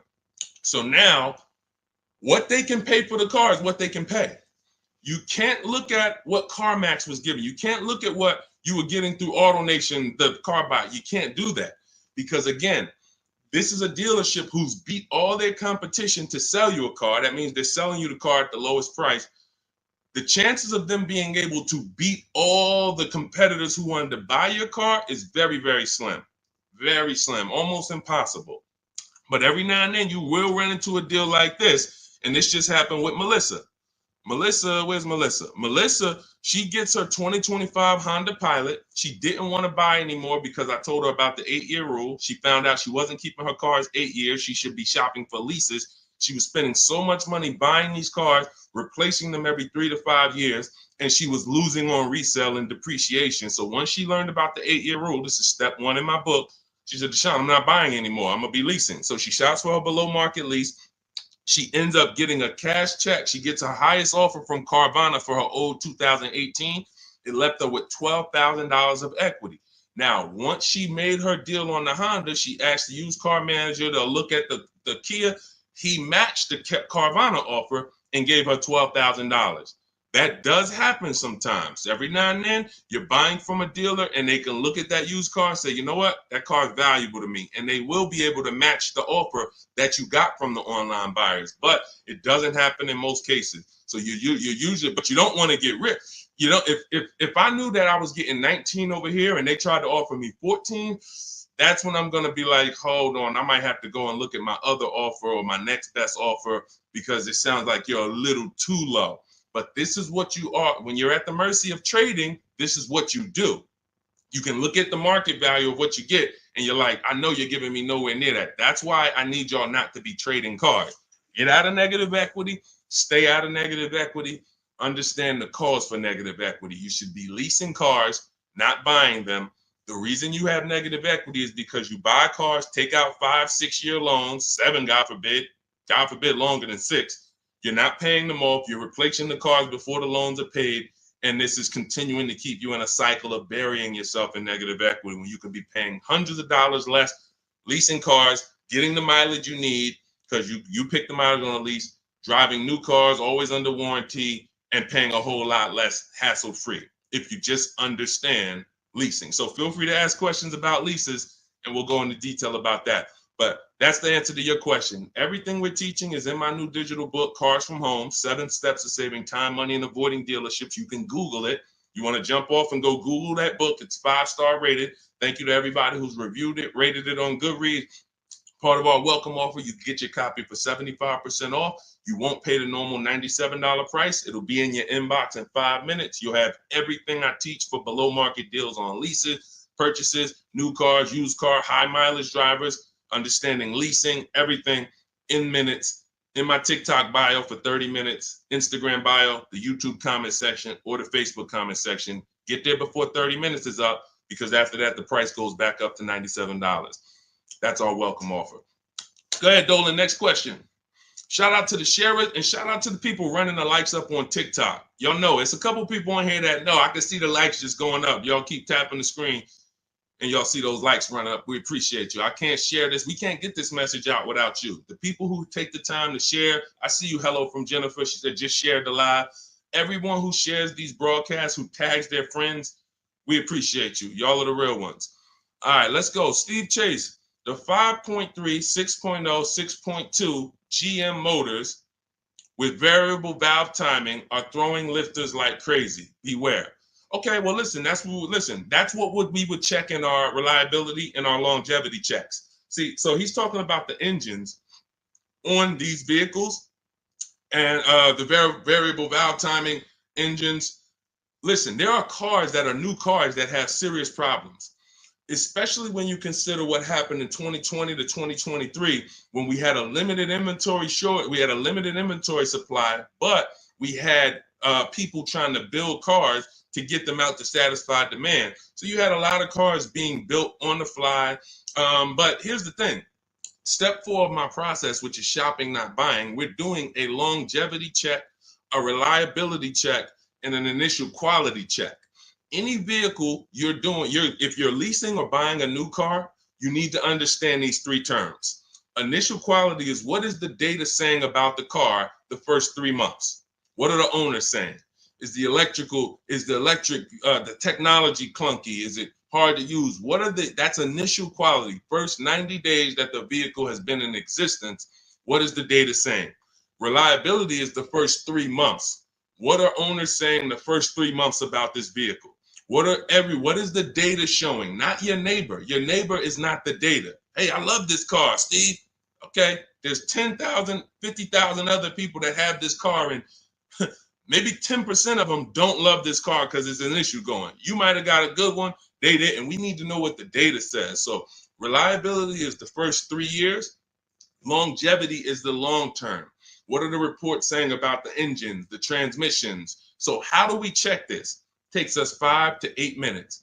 You type in the year, the specific year, make, and model of the vehicle you're looking at. You do not type in Kia Sorento reliability. No. 2019 might have been trash, but they saw the data and they fixed it in 2020 is great. You must type in the specific year. So you're going to type in 2020 Kia Sorento initial quality, and you're going to just skim the first articles on Google and see what is it saying. Okay, this initial quality, owners report these issues, electric issues. Just skim the first page, look at the major third-party websites. Do not look at any websites that were made by a dealership or the brand that makes the car. Don't look at KiaNews.com. No, you want to look at the third-party sites to see what they're saying about this vehicle. Now, you move to, once it passes that check, You move to the reliability. 2020 Kia Sorento, reliability. Skim the articles. What is it saying? See any red? This vehicle, owners report less than average reliability on this vehicle. That's a problem. So once it passes that check, we move to the last one. And you don't have to do this if you're leasing. You're only doing this last one if you're buying. 2020 Kia Sorento, longevity. That's going to tell you right at the top. Owners report these engines last 80, 90,000, transmission issues, 80, 90,000 miles. Or sometimes you'll see right at the top, these vehicles last 200 to 300,000 miles when taken care of, well maintained. That's a great sign. Now, how do we make sure that the vehicle's been well maintained? That's a different issue. We talked about that a little earlier. This is how we do it with service records and all of that. But you must check what Steve is talking about is the DNA of the vehicle. That's what I call the DNA of the vehicle. An engine that they made, a transmission that they made, a steering system that they made. It's either good, great, or bad. If you got problems, you can't change the steering. You can't find one that was well maintained and taken care of and say, all right, great. Now I don't have to worry about those issues. Yes, you do, because they made the car like that. They made it with a bad steering system. They made it with a bad transmission. So when you do that, this is step 4 in my book, Cars from Home, 7 Steps to Saving Time, Money, and Avoiding Dealership. Step 7 is delivery.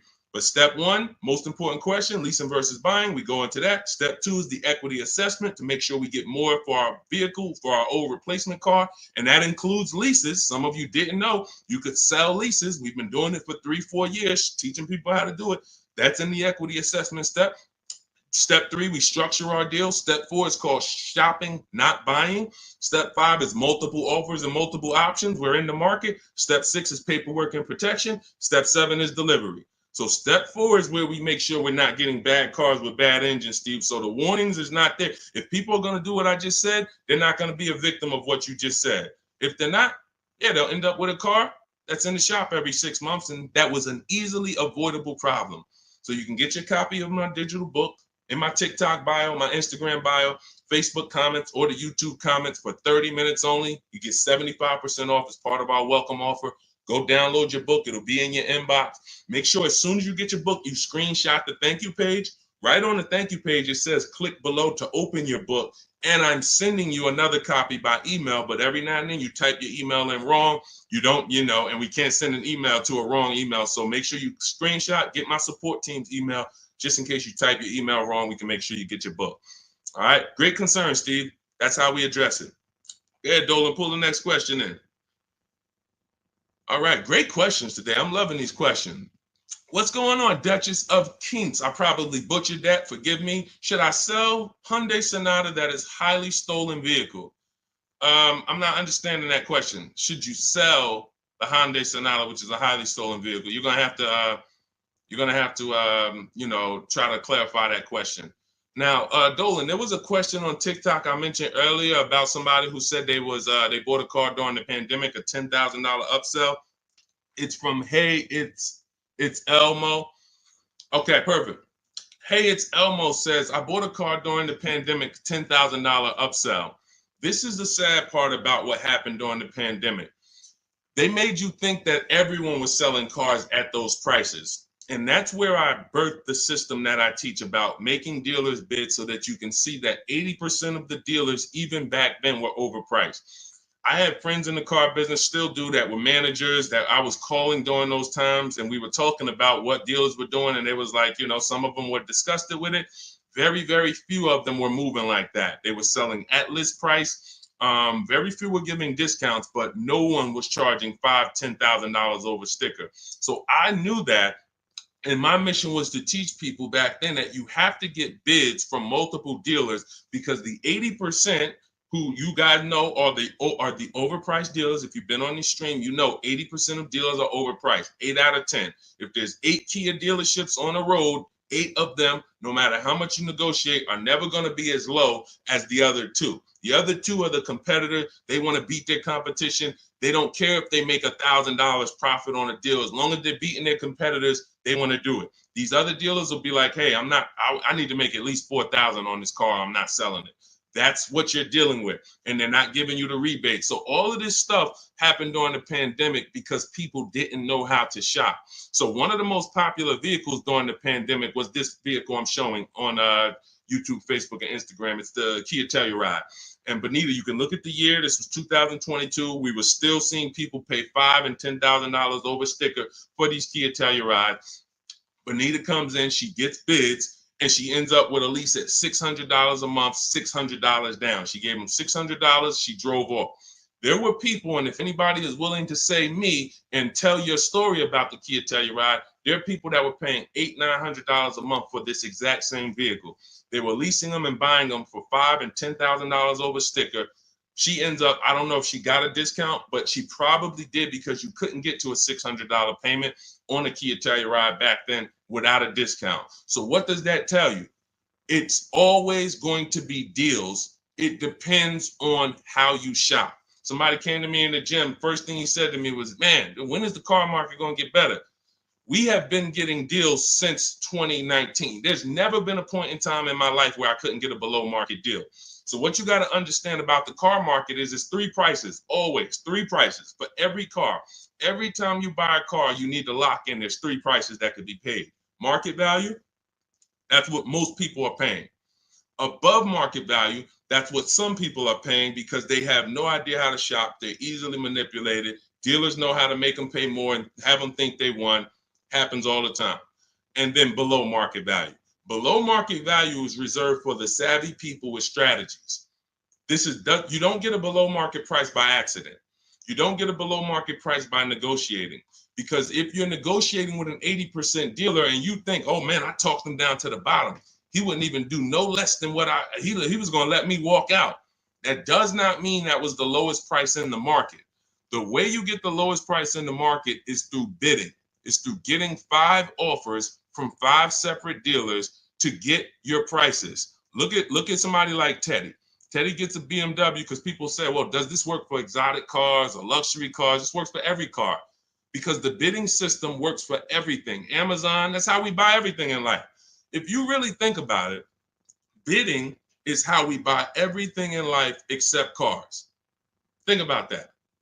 Everything in life we do, when we're buying cars, when we're buying TVs, when we're buying, just anything. Most of the websites we're on, it's teaching us a bidding system. We're looking at so many options, so many offers, and then we choose the best one. When it comes to this, Teddy's highest offer on his $73,000 BMW, you can see the price here, his highest offer was $1,123 a month. He ends up getting it for $856 a month.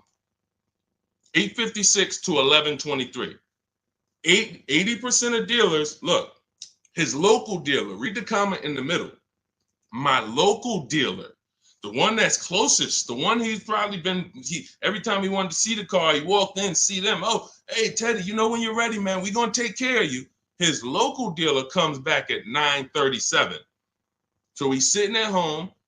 And look, he said, thank you, Deshone, for the wisdom and advice. This program works. I even got them they covered his last 2 lease payments. He had to drive an hour and a half to pick it up. That's when you know you did it right. When you got to drive an hour and a half to save $5,000, that's when you know you did it right. Because a lot of times those dealers who are far from you, when they see a zip code come in on their website, man, this person is nowhere near us. They look at it as an opportunity to take a deal from their competition. And they love doing that. They love being able to say, all right, I would rather have our license plate frame in their city so that they know we got that deal. But the ones closest to you, sometimes they feel like they own you. Come on, Mo, you know, how many cars have I sold you? Remember, your father used to buy cars from me. They don't want you to shop. So when you understand that you are going to overpay by not shopping, it's a guarantee because that is how the car business makes their billions. I always say that's how the banks make their billions. We didn't get into the banks yet. We didn't get into making banks bid. The banks make their billions the same way. They don't want you shopping other banks. They want you locked in. Here, get a pre-approval. Lock you in. You got 30 days to find a car. Then you got to come back and get another pre-approval. Everyone wants to lock you in. They don't want you using the internet to get better deals, sitting at home, making all these banks bid, all these companies bid. And that's the reason why you can pay $10,000 upsell and think that was the best deal you could have gotten.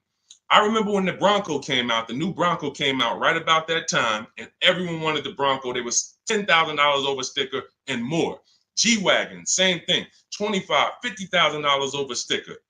If you knew how to shop, you could find a dealer that wasn't paying, that wasn't charging that.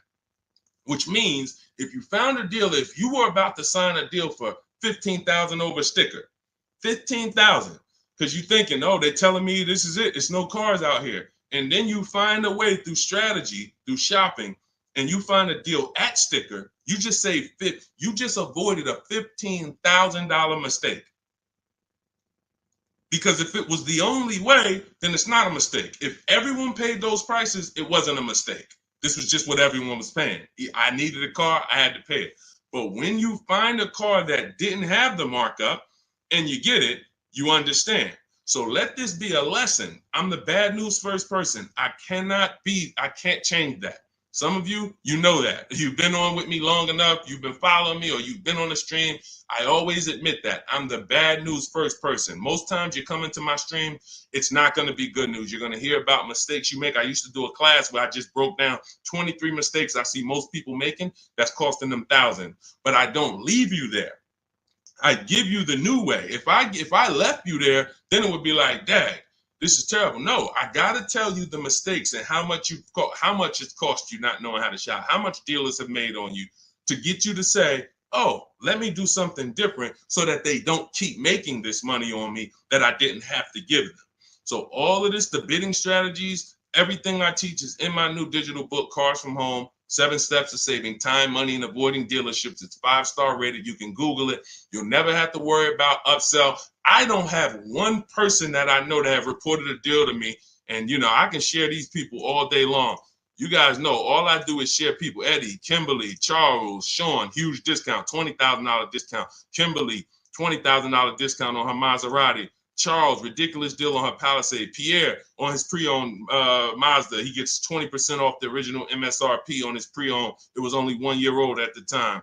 Zafrina gets a 0.88% lease, $579, $66,000 vehicle.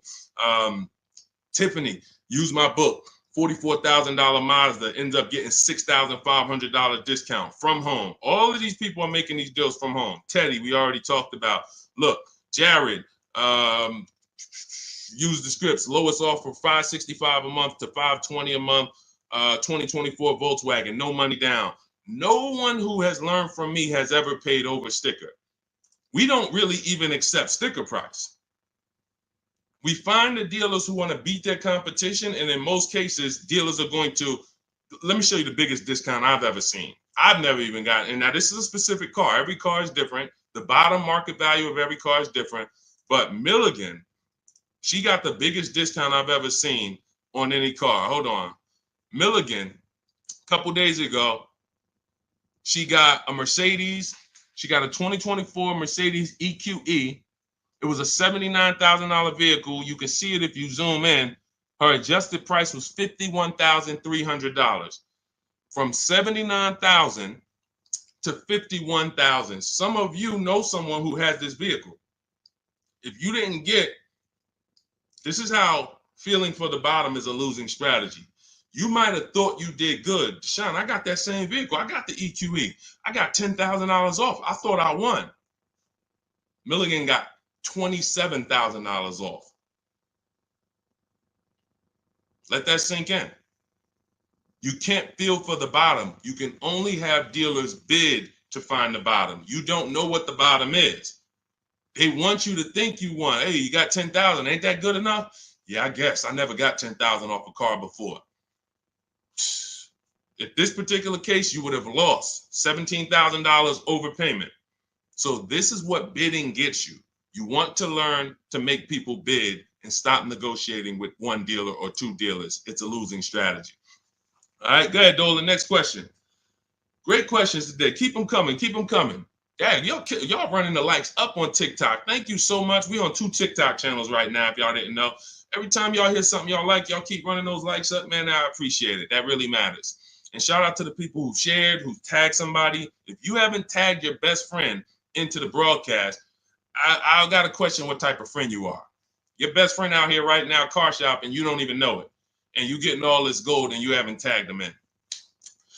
What's up, Tracy on TikTok? Lease is up in 2 months. Use the private broker. How do I know if he gives a good deal? Great question. Most brokers are ripping you off. And here's the thing, they're controlling your deal. They're not bad people. They're just about the profit.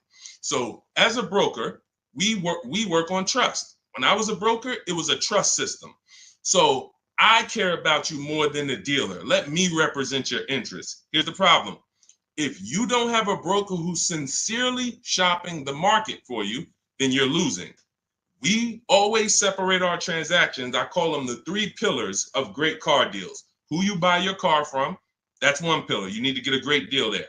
You need to get the best deal, who you buy your car from, 80% to 20%. Who I sell my car to, that's another transaction. And that includes an old lease. We haven't talked about selling leases yet. No one's asked. But we sell leases. If there's equity, we sell them. So if you give that broker your old lease and you didn't do an equity assessment, now they have control of that. And then lastly, if you're not leasing, you're getting a loan, who you get your loan from. That's the 3rd transaction. So there's money in each of these transactions. There might be $7,000 with rebates and discounts in the car you're buying. Could be more. You saw Milligan's deal. She got $27,000 off. It was huge rebates that no one knew about. Then you have money in your old car. You might have a couple thousand equity in your lease or equity in your old car. Now you're giving them control of that. And now the car that you're, if you're getting a loan, the interest rate, you're giving them control of that. If you could have got 5.9, but they're giving you 7.9, then there's markups in your interest rate. There could be $2,000, $3,000 in markups there. So you're giving them control of all of this money. So how do we sincerely know if a broker has gotten us a great deal or not? They're giving us a market report. See, in Cars from Home, in my book, you're going to learn to do a market report. Very simple. 25 dealers in my book, step 5, we reach out to 25 dealers online. Takes us 20 minutes for a new car or a lease. I call it the 25 to 5 because we're connecting with 25 dealers online using my email script, and we're going to get 5 offers minimum. 25 to 5. So at the end of making our deal, everyone who I just showed you has a market report. They know what this dealer said, what this dealer said, what this dealer said, what this dealer said. This dealer didn't have a car. This dealer didn't have a car. This dealer had a car, it was the wrong color. This dealer, and they have these offers so that they know they didn't leave any money on the table. And they do this in 90 minutes. So literally connecting with 20 dealers takes 20 minutes. Using my scripts and all my copy and paste stuff takes 90 minutes to make these deals online. And we know that we didn't overpay. If you're buying your new car, you're looking at all these offers, you guarantee I didn't overpay. If you're getting your selling your old car, what are the numbers from CarMax, Kelly's Blue Book, Instant Cash Offer, Carvana, Driveway, AutoNation, and Car Gurus? What are those 6 offers?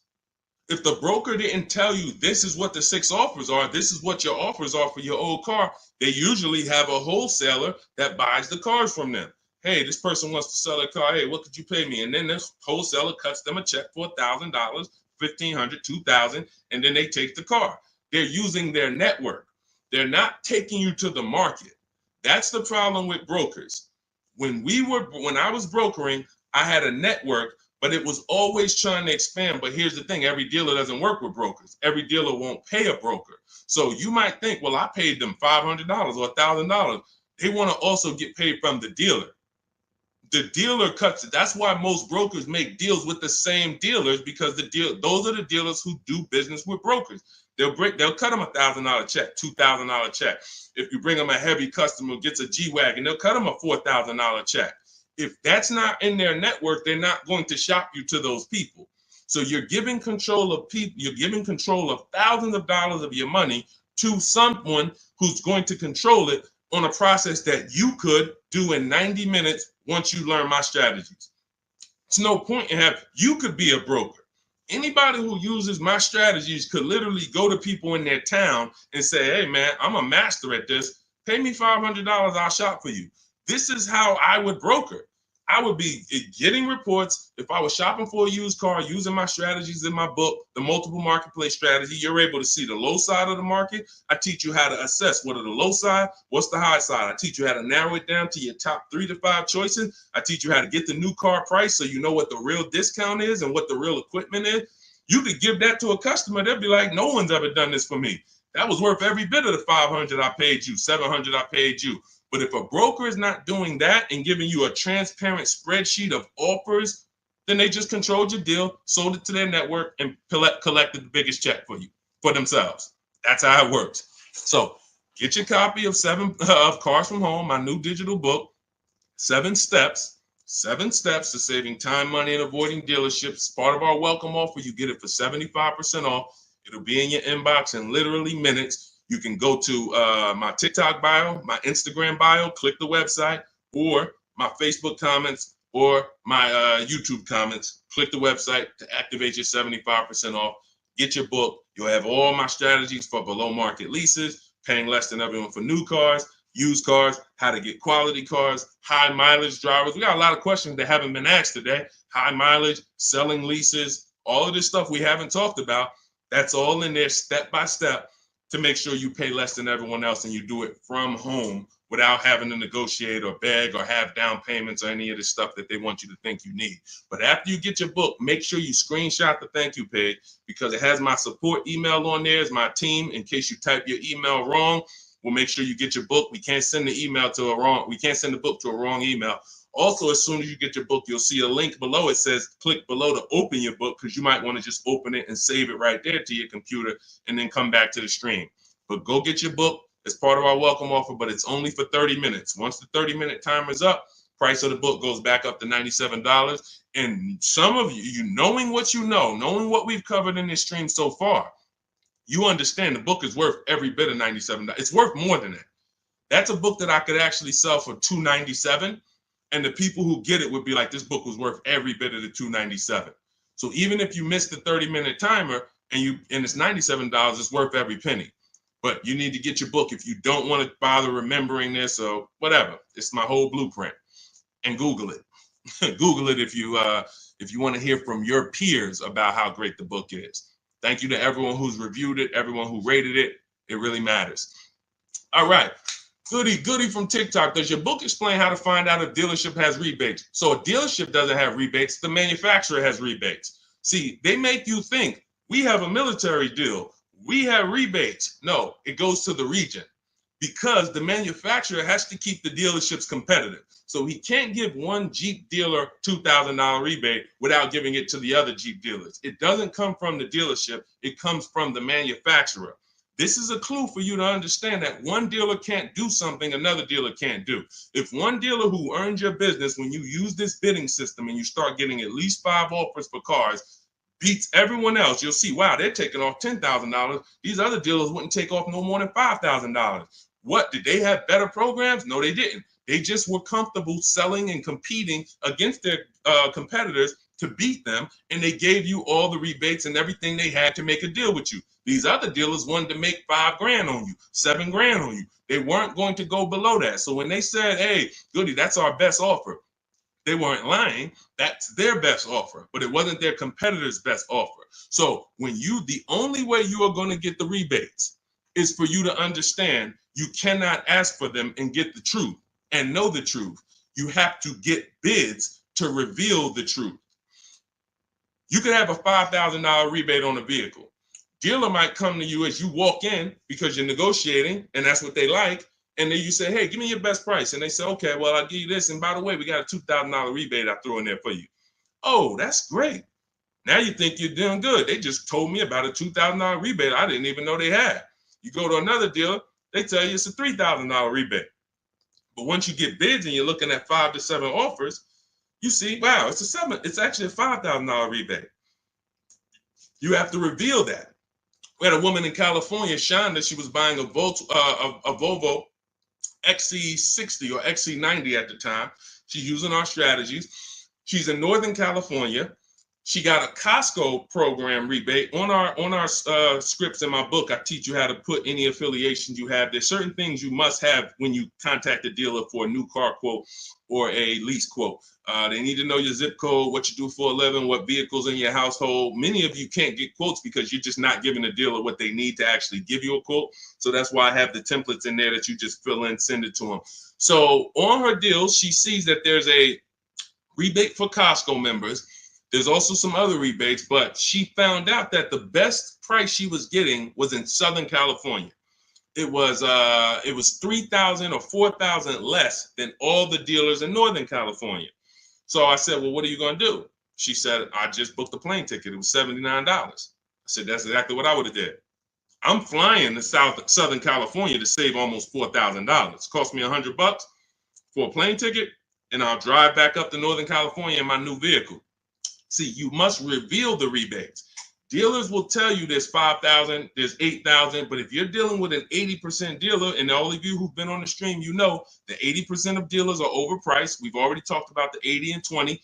Out of 10 Volvo dealerships, 8 of them are going to be overpriced. No matter how much you negotiate, you can't win. You're never going to get a below market price from the 80%.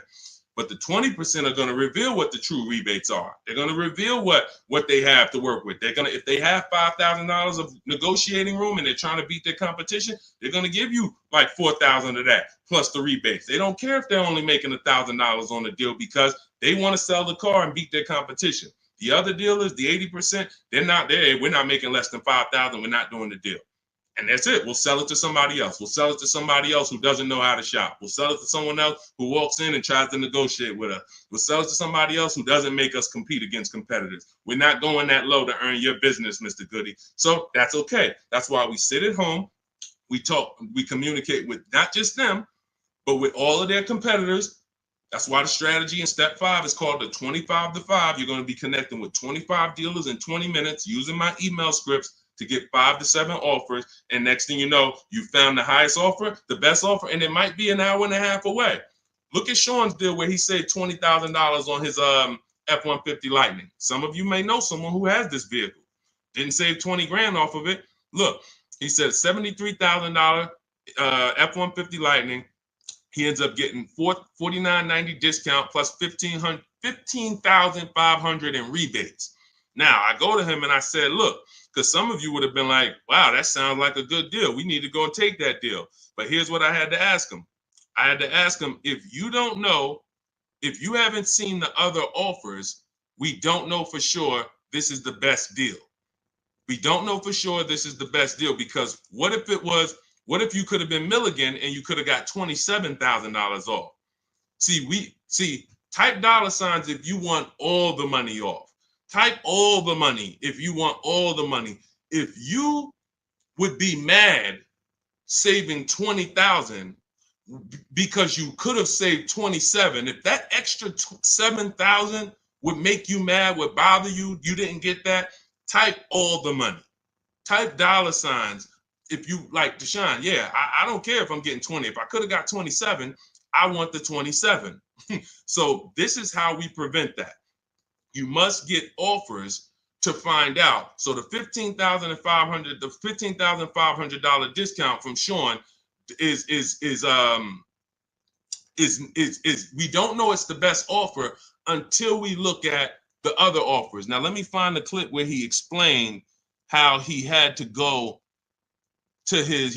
outside his state. Hold on, I got a lot of pictures here.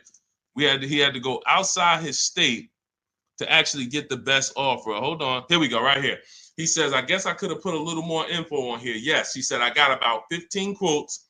I couldn't find anything under MSRP. I ended up expanding my search to 150 miles outside my area to find this deal. I'm going to another state to pick this up, which is something I never would have thought before. And I can't see the rest because the comment's blocking it. So he was local minded like you. I'm just going to find the best deal locally. Once he starts using my systems and finding out, wait, I could talk to a dealer that's 200 miles away from me the same way I'm talking to a dealer that's 20 minutes away from me. He expands his search. The dealer who's in the next state over saves him 20 grand total, gives him all the rebates. He drives to the next state to pick it up. That is how you win. What's up, Aways? Good to see you. That is how you win. Local business is dead. That doesn't mean the local dealer won't win the bid, but they must win the bid.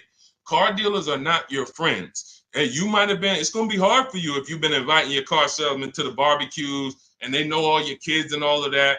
The whole thing is trust. That's what they're basing it off of. And watch this. If they don't mind competing, you can still come to the barbecues. But I need to make you compete with your competitors, because I need to know if the price you're giving me is truly the best price. And if I've been your customer for 10, 15 years and you sold cars to my family, then every time you see we need a car and you see I'm putting you up against your competitors, you should be like, well, that's Mr. Goody right there. You go out, talk to your general manager, go to him and say, hey, look, I know we don't normally sell a car below this, but this guy, he's shopping different now. He used to just walk in and let us negotiate with him, and we make five grand on him, 4 grand, 3 grand, 8 grand. And now he's making us shop. I don't really want to lose this guy's business because they buy a lot of cars. Can we do something to beat all our competitors? Talk to your general manager and get it done. I go to his barbecues, he's inviting me over. I know his kids. But if they get mad at you because they're like, wait, come on, what do you mean you put me through all of this now? Then you understand. You've been making money on me for years, and now you're pissed off because I'm making you compete. That's good. We needed to know that.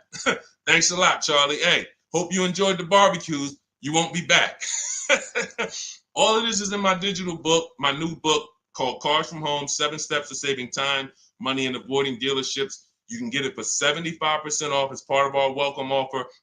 In my TikTok bio, click the picture of me. My Instagram bio, click the picture of me. You'll see a website there, and then click the button that says 75% off my new book as part of our welcome offer. I have one in the YouTube comments or the Facebook comments, no matter where you're at. Get your book, but it's only for 30 minutes. After that, price goes back up to $97. So $97 is worth it.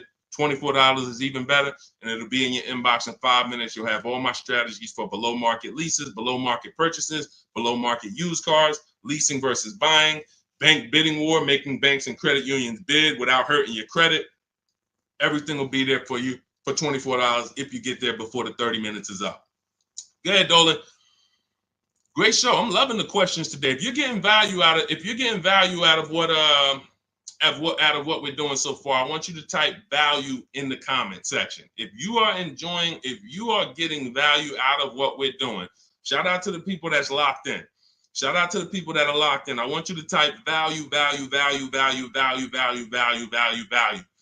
I see. This is all we do. I told you from the moment we started the stream, we don't play around here. We don't hold back. This is all we do. Is all I want you doing is emailing me and writing me with your car deals. I want to be pulling your deals into the stream, just like I'm showing Rosalie, just like I'm showing Jen, just like I'm showing Ansley, just like I'm showing Vincent, just like I'm showing, look, Tasha. I want to be pulling your deals into the stream. And that's all I care about. Everyone knows I can get below market deals. There's nobody on this stream that would be like, hey, Deshone, man, you've been in the car business since 2006. Absolutely. But your deals is what proved the system worked. Once I saw people doing this in 2021, it proved to me that the system works. Now let's just have more people use the system. All right, let's go. We don't talk, T. I don't talk. There's no way. In fact, you said, how can we talk? Hit the Shop with Deshone button. In my bio is a button that says Shop with Deshone. If you qualify for us to do this together, then we can talk. But unfortunately, we got blessed, thank God. We got 2.3 million followers. Everyone wants to buy a car. If I was talking to people, I'd be talking to people all day and we'd be getting things done slow. Like we're about hundreds of people working together. Like I'm not about 20 people. Like it's 60 million people that buy cars. So what we hold ourselves accountable is, are we helping hundreds of people every month get below market car deals? Are we getting information out there that's going to help hundreds of people do it? So if you want to know about us working together and joining my group and working with me personally, hit the Shop with Deshone button and see if you qualify. All right, that's in my bio. That's in the comment section.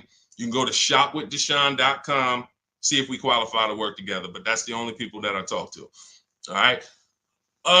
Returning my lease and financing a 2025 RAV4. Will I get some money for the return of my vehicle? You need to do an equity assessment.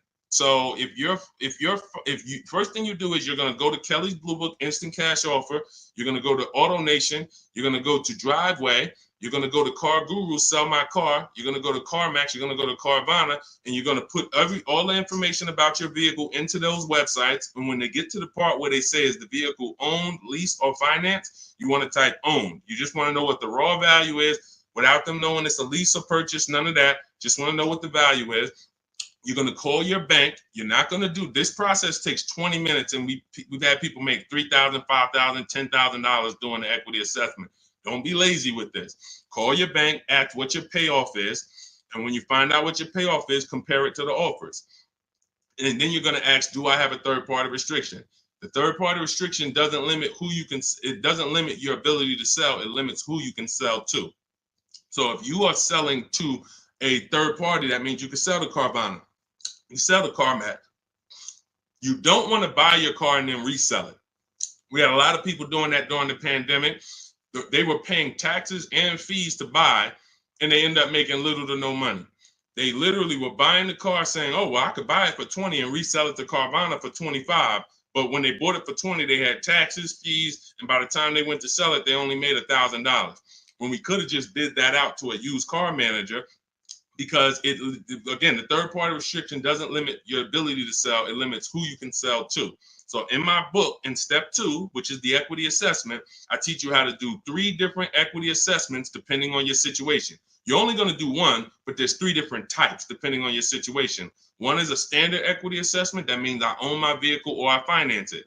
So who didn't know that you can sell a car that you actually have a loan on? Type me. Some people thought, oh, I thought I had to wait for the title. You don't. You can sell a car you have a loan on. So that's the first equity assessment, own vehicles and finance vehicles. Second equity assessment is lease vehicles. Third equity assessment is leases with a third party restriction, and we bid it out to a used car manager.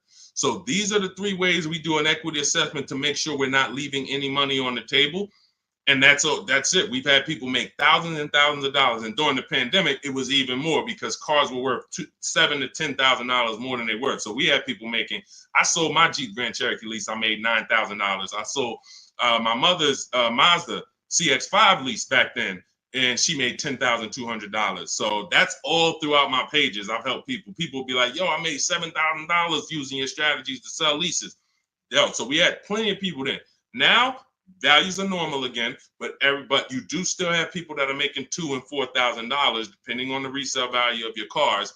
This happens, and some of you low mileage people, you're like, Deshone, I signed up for 45,000 miles, but I only put 20,000 miles on it. Oh, you're going to sell the car, you're going to make money.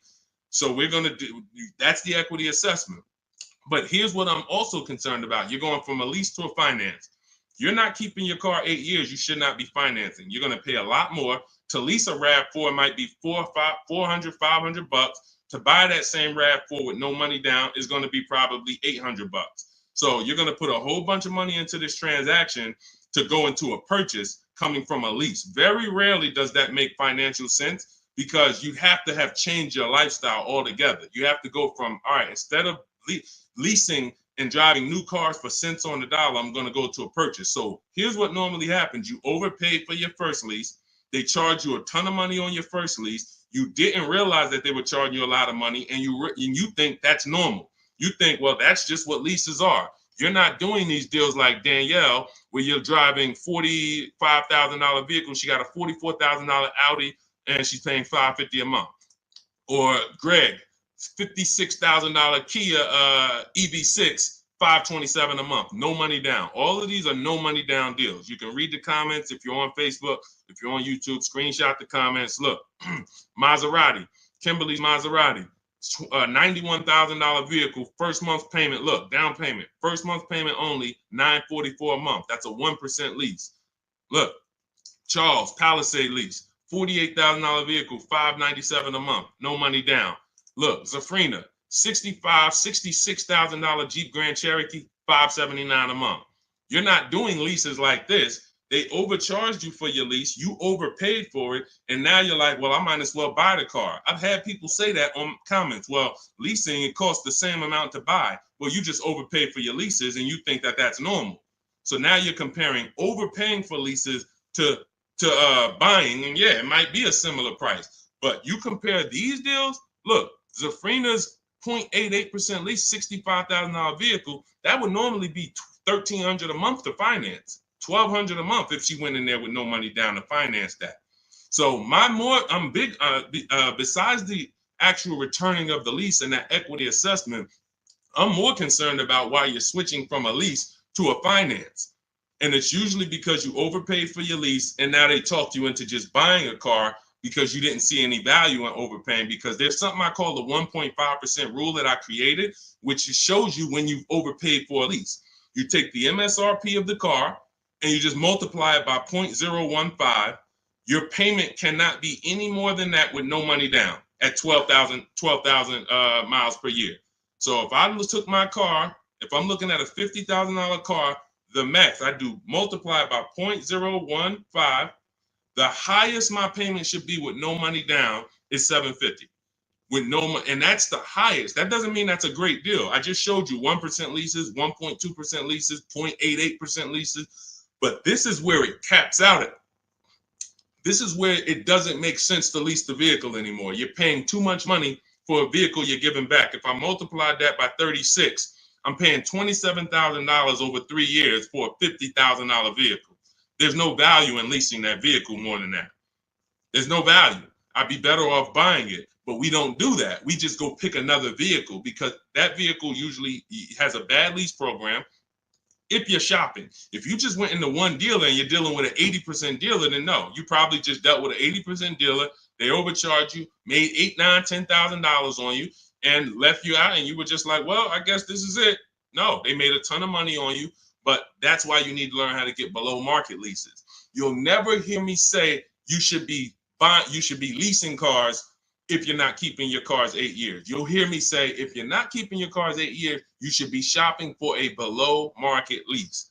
A below market lease. 1%, 1.2%, no more than 1.5%, getting bids so that you can get all the discounts and all the rebates, and so that you don't end up in an overpriced lease. Below market is all that matters.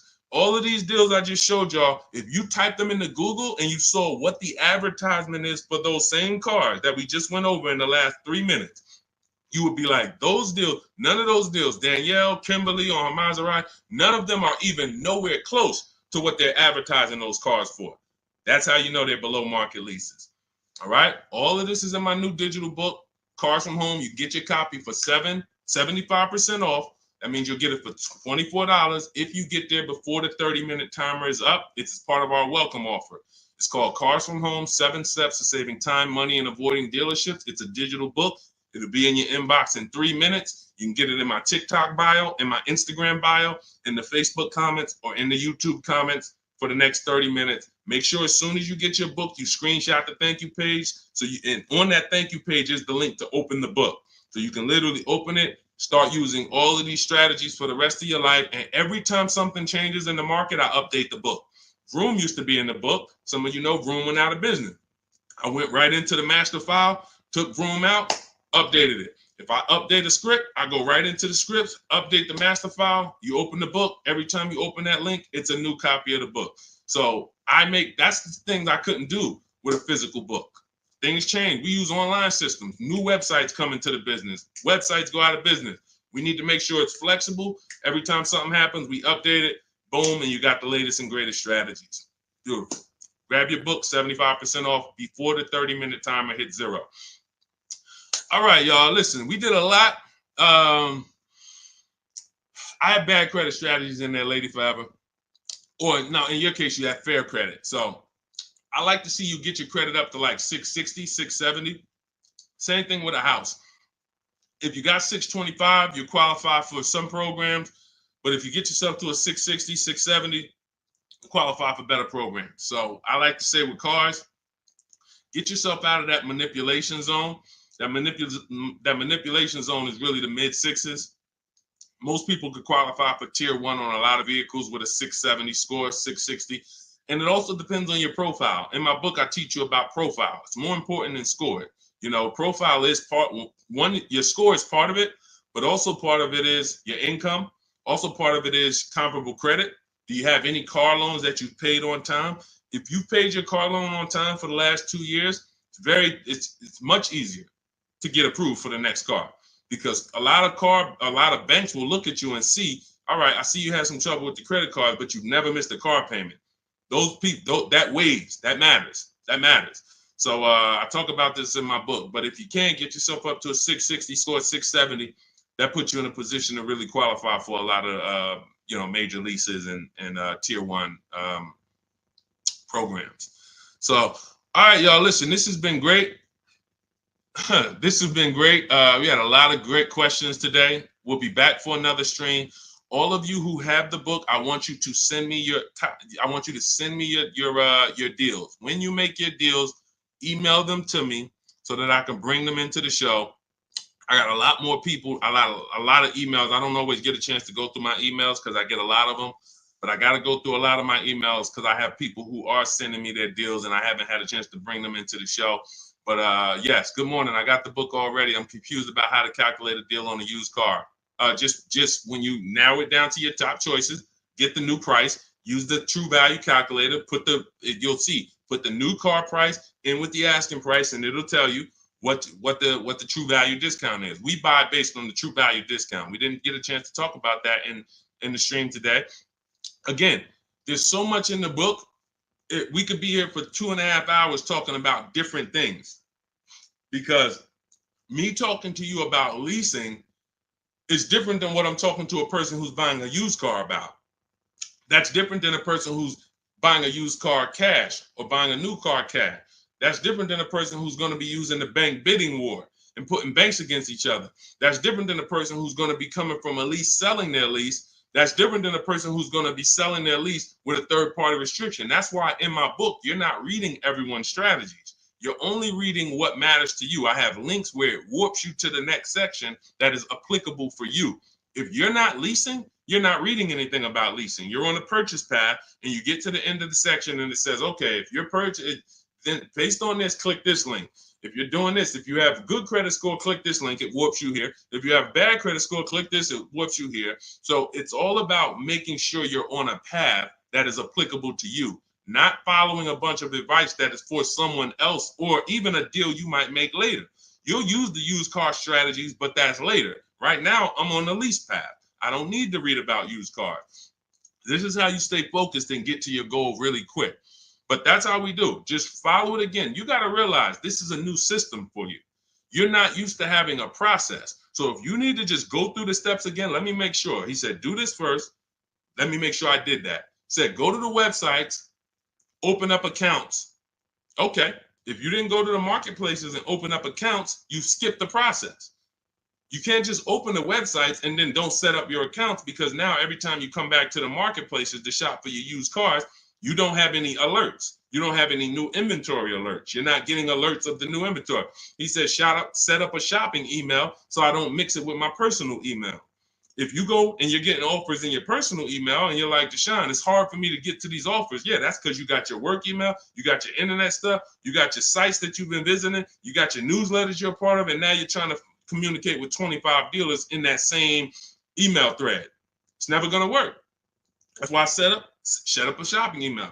I say set up a Google Voice. We don't just have dealers calling our phone, so we don't have to talk to dealers. We don't have to, yo, Deshone, how can I stop these dealers from blowing up my phone? You skipped the step. You didn't set up the shopping phone number for free that I told you to set up.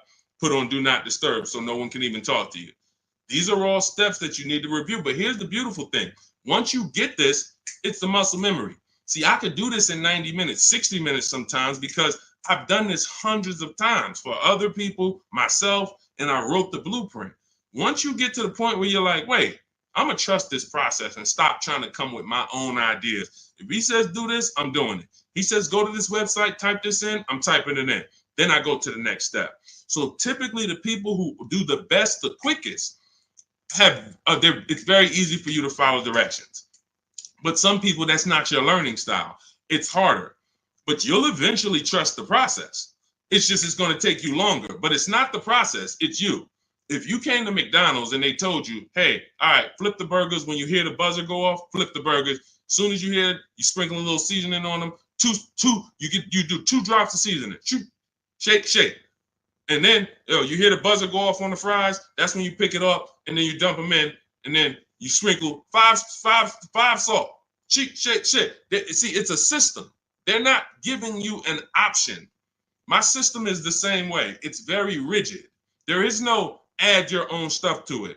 Deshone, I was on the websites. I was looking at some of the lease offers, man. They look bad. Where in the book did I tell you to go to websites? Oh, no, you didn't. Why'd you do it then? You're mixing your own stuff. So again, the people who have an easy time following direction, military people usually, a lot of military people come in and they get right to it. They're like, Deshone, like I had one girl tell me, she's like, I'm in the military. So as soon as I saw the directions, I'm just trained to follow. That's how I got to it quick. But some of you, it's going to take you a little while because you're an overthinker. That's okay. You'll realize once you get the deal done, you'll be like, man, I could have did this in 2 hours. It took me 5 hours because I just was overthinking. I'm doing stuff that he ain't say do. And that's the beautiful part. Because next time you get a car, you'll think less. You'll be like, all right, let me trust this system now. Third time you get a car, you're a master. Now it's like, all right, boom, boom, boom, boom, boom. That's the process. So get on the train. Get your copy of Cars from Home, 7 Steps to Saving Time, Money, and Avoiding Dealerships. It's a digital book, so it'll be in your inbox in 3 minutes. You can start using these strategies for the rest of your life, sharing them with your families, shopping empowered, making dealers and banks bid. You're no longer begging for deals. You're no longer spending an hour in a dealership. My God, I've gotten so many cars. I've never spent an hour in a dealership. Since 2015, I have not spent 1 hour in a car dealership to get a car, not one. And I show you my car deals, I talk about them, I pay less than everyone. Unless you were using my strategies, then we'll probably pay the same amount. But as far as the cars I get, every lease I've gotten, ridiculous. 1% leases, never had to be in a car dealership. So you could say goodbye to Deshone, I never got to spend more than an hour you never spend more than 30 minutes in a car dealership again. That's just what we do. That's just, the system proves it. So go read the book. Go get your copy, 75% off in my TikTok bio, my Instagram bio, the Facebook comment, or the YouTube comments. Click the link and then click the button that says 75% off. Welcome offer. Make sure you get there before the 30 minutes is up. All right, we'll be back. We will be back to talk more. But everyone who got the book, I will see you in the book because you'll be linking the videos with me. You'll see I got a bunch of surprises in there. So go get your book, and I'll see you all on the next stream. God bless you.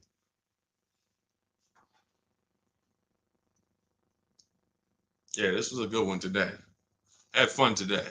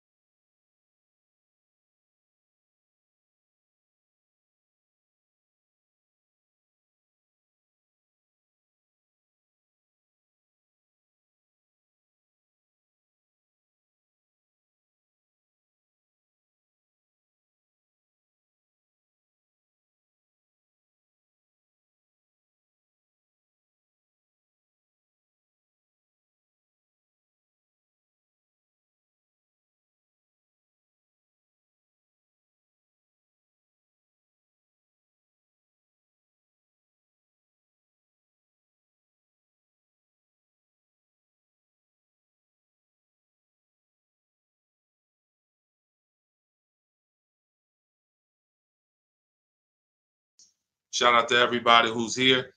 We're about to start our car shopping questions and answers live. We'll be answering as many questions about car shopping, leasing, buying, pre-owned cars as we can in about an hour. So feel free to start typing them, and we'll get the show on the road. If you don't know me, my name is Deshone. I'm known as Deshone, the Auto Advisor. All I do is focus on teaching people online strategies to pay less than everyone else for new cars, used cars, and leases. I spent 14 years in the car business. In the last 3 years, I've been teaching people like you all around the country how to get below market deals. It's only 3 prices you can pay for any car: market value, above market value, or below market value. My mission for those who are locked in and willing to listen and willing to apply these strategies is for you to pay below market prices for any vehicle that you get. Everything we're going to be talking about is out of my new digital book. It's called Cars from Home. It's already 5-star rated. You can Google it. It's called Cars from Home, 7 Steps to Saving Time, Money, and Avoiding Dealerships. And you can get yours for 75% off as part of our welcome offer. You can get it in my TikTok bio, in my Instagram bio, or in the YouTube comments or the Facebook comments. If you go into my bio, just click the picture of me, go grab your book for 75% off. You won't pay the normal price, and you'll have it in your inbox in the next 2-3 minutes. But make sure when you get your book, you screenshot the thank you page so you can have my support team's email as well, just in case you type your email wrong. But that's our welcome offer to you, 75% off Cars from Home, if you want the entire blueprint of everything we're going to be talking about. Okay, so with that said, now the housekeeping is done. You guys know that's only a 30-minute offer. So after 30 minutes, that welcome offer is gone. So if you like what you're hearing, definitely go and grab your copy of Cars from Home for 75% off in my bio or in the comment section. So, all right, let's start here. First question, should husband and wife buy together or separate based on better credit? Okay, so there's no right or wrong here, but if you're saying what gives us the best chance for the best approval, you know, you can say, all right, we can go on, we can try to go on together. Could you get approved by yourself? And so I keep my credit into, with no additional debt.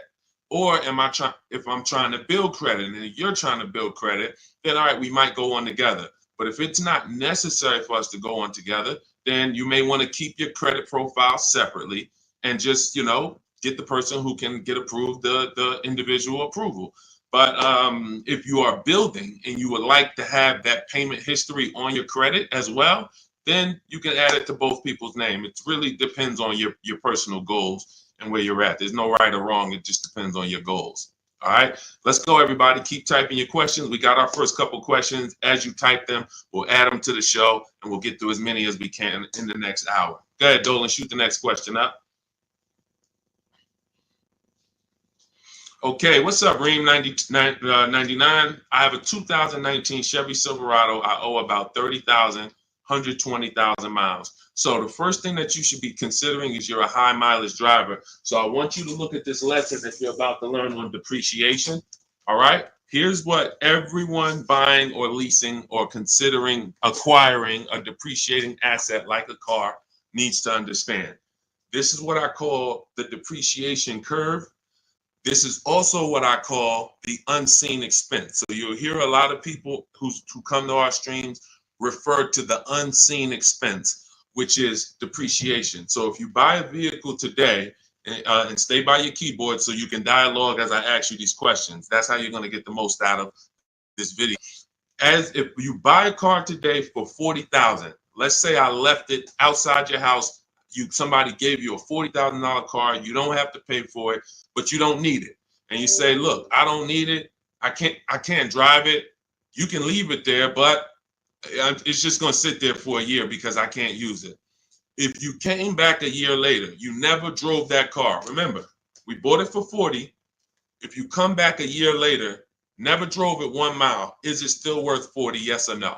Let's go. Type into the chat fast so we can get this, so we can keep the show high speed. Everybody who's dialoguing, I appreciate you. You usually get a lot out of these because your dialogue. So thank you. No, Gary.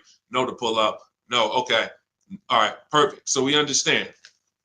Now, if you came back to that car a year later, you never drove it, and it's worth, let's say 35, 34, whatever it is, you bought it for 40, it lost value.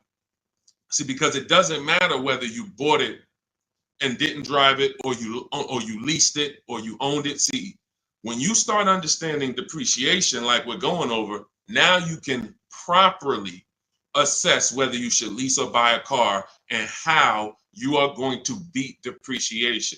Because the entire goal for leasing versus buying is which one of these strategies, if I get a below market deal, allows me to beat depreciation based on my lifestyle. So so a high mileage driver, your depreciation ring looks entirely different from a normal driver. So where one driver might be 40,000, they come back a year later, their car's worth, 36, 34 if they didn't drive it. If they put average miles on it, maybe it's worth 32. They're losing money based on their mileage. You might put 30,000 on that car in 1 year. So your depreciation looks like this now. It doesn't look like this.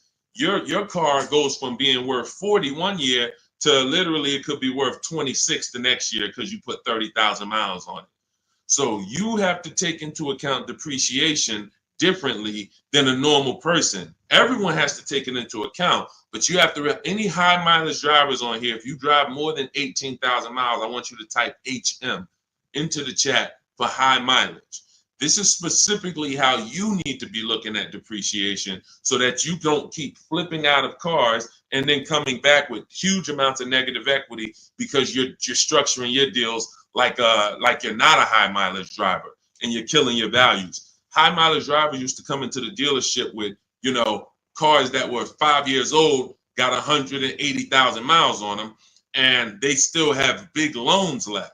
They still have loans that show they got a loan like a normal driver, 5-year loan, 6-year loan. This is what normal drivers can get based on their ownership. High mileage drivers, you cannot do that because all you're doing is pushing your losses to the back end. You might have a lower payment of $150 less, but what's going to happen is when you go to replace this car in 5 years, 6 years, if it still has a loan, now you're dealing with huge amounts of negative equity that you have to now roll over to your next vehicle or put 10, 15, 20 grand down so that you don't have that going to your next vehicle. So the smarter thing for you to do, Reem, is to figure out right up front, how many years are you keeping your next car? And if you're keeping your next car, like if you give you an example, let's go deeper. If you had kept this same Chevy Silverado for another 5 years, it wouldn't matter. Instead of it having 120,000 miles on it, you'd have probably 220,000 miles on it. The truck could go that long. If you got a good one, a quality one, then you should be able to put that money. You should be able to get that time out of that truck. But because you're a short-term owner, you're considering a short-term replacement, now you have to take into account leasing. Does it make more sense for me to get a below market lease on these vehicles, pay less, build in my mileage so that I can avoid depreciation? Because if you're buying these vehicles and then you're destroying the value and you're replacing them in 5 years, you're not getting all of that money that you put in that car back out of it. You could have put much less money into it and still driven the truck. So the whole goal is getting out of this stuck in the middle and thinking 5 years, 6 years is a long time to have a vehicle. It's not. You're still in short term because you're still in the big depreciation phase. See, once you get to about 8 years, that depreciation is going to start looking like this. So your truck this year is going to be worth about the same next year. It's not depreciating like this anymore, losing thousands and thousands every year. That's where you want to get to if you're buying. If you're not keeping the vehicle that long, you should not be buying, because all you're doing is riding the depreciation slide all the way down, and then you go and get another vehicle, ride it down again. Get another vehicle, ride it down again. You're never getting to the point where you could benefit like a long-term owner and stop losing value every single time. And if you're not keeping your vehicles 8 years, my rule is you lease. You shop for a below-market lease. Now, we could go a little deeper on that. If somebody has a follow-up question, this is about business. I assume you're making money from that truck. So if you're making money from that truck, then you should be structuring your deal and your finances in a way that gets you the short-term wins and doesn't push the losses to the back like a negative equity. Big, like I said, you got a $400 payment, but every time you replace the vehicle, you got 15 grand negative equity. Smarter thing to do would be to have a shorter loan, higher payment slightly, but then when you go replace the car's paid off. Now, instead of having negative equity, you might have something that's worth 5 grand, 8 grand that you could use as an asset. So that's what it's about. All right. When it comes to these understanding this is all in my digital book. You have to understand depreciation is step one. Cue up the next question, Dolan. Depreciation is next step one. When you go into a car transaction, your first question is to decide how I'm going to beat depreciation, through a below market lease or through a below market purchase. But if you do a below market purchase, which means you pay less than everyone else paid, but you should have leased, then you paid too much. There's no one on here, myself included, who can get a below market purchase and then replace that car in 3, 4, 5 years and have it be less money than we would have spent on a below market lease. A purchase is always much more, even with a great deal, than a lease would be with a below market lease. So this is what we deal with up front. Leasing versus buying is the first step in my book, the most important question. That's the foundation of our deals. Nothing more important than that. All right, go ahead, Dolan.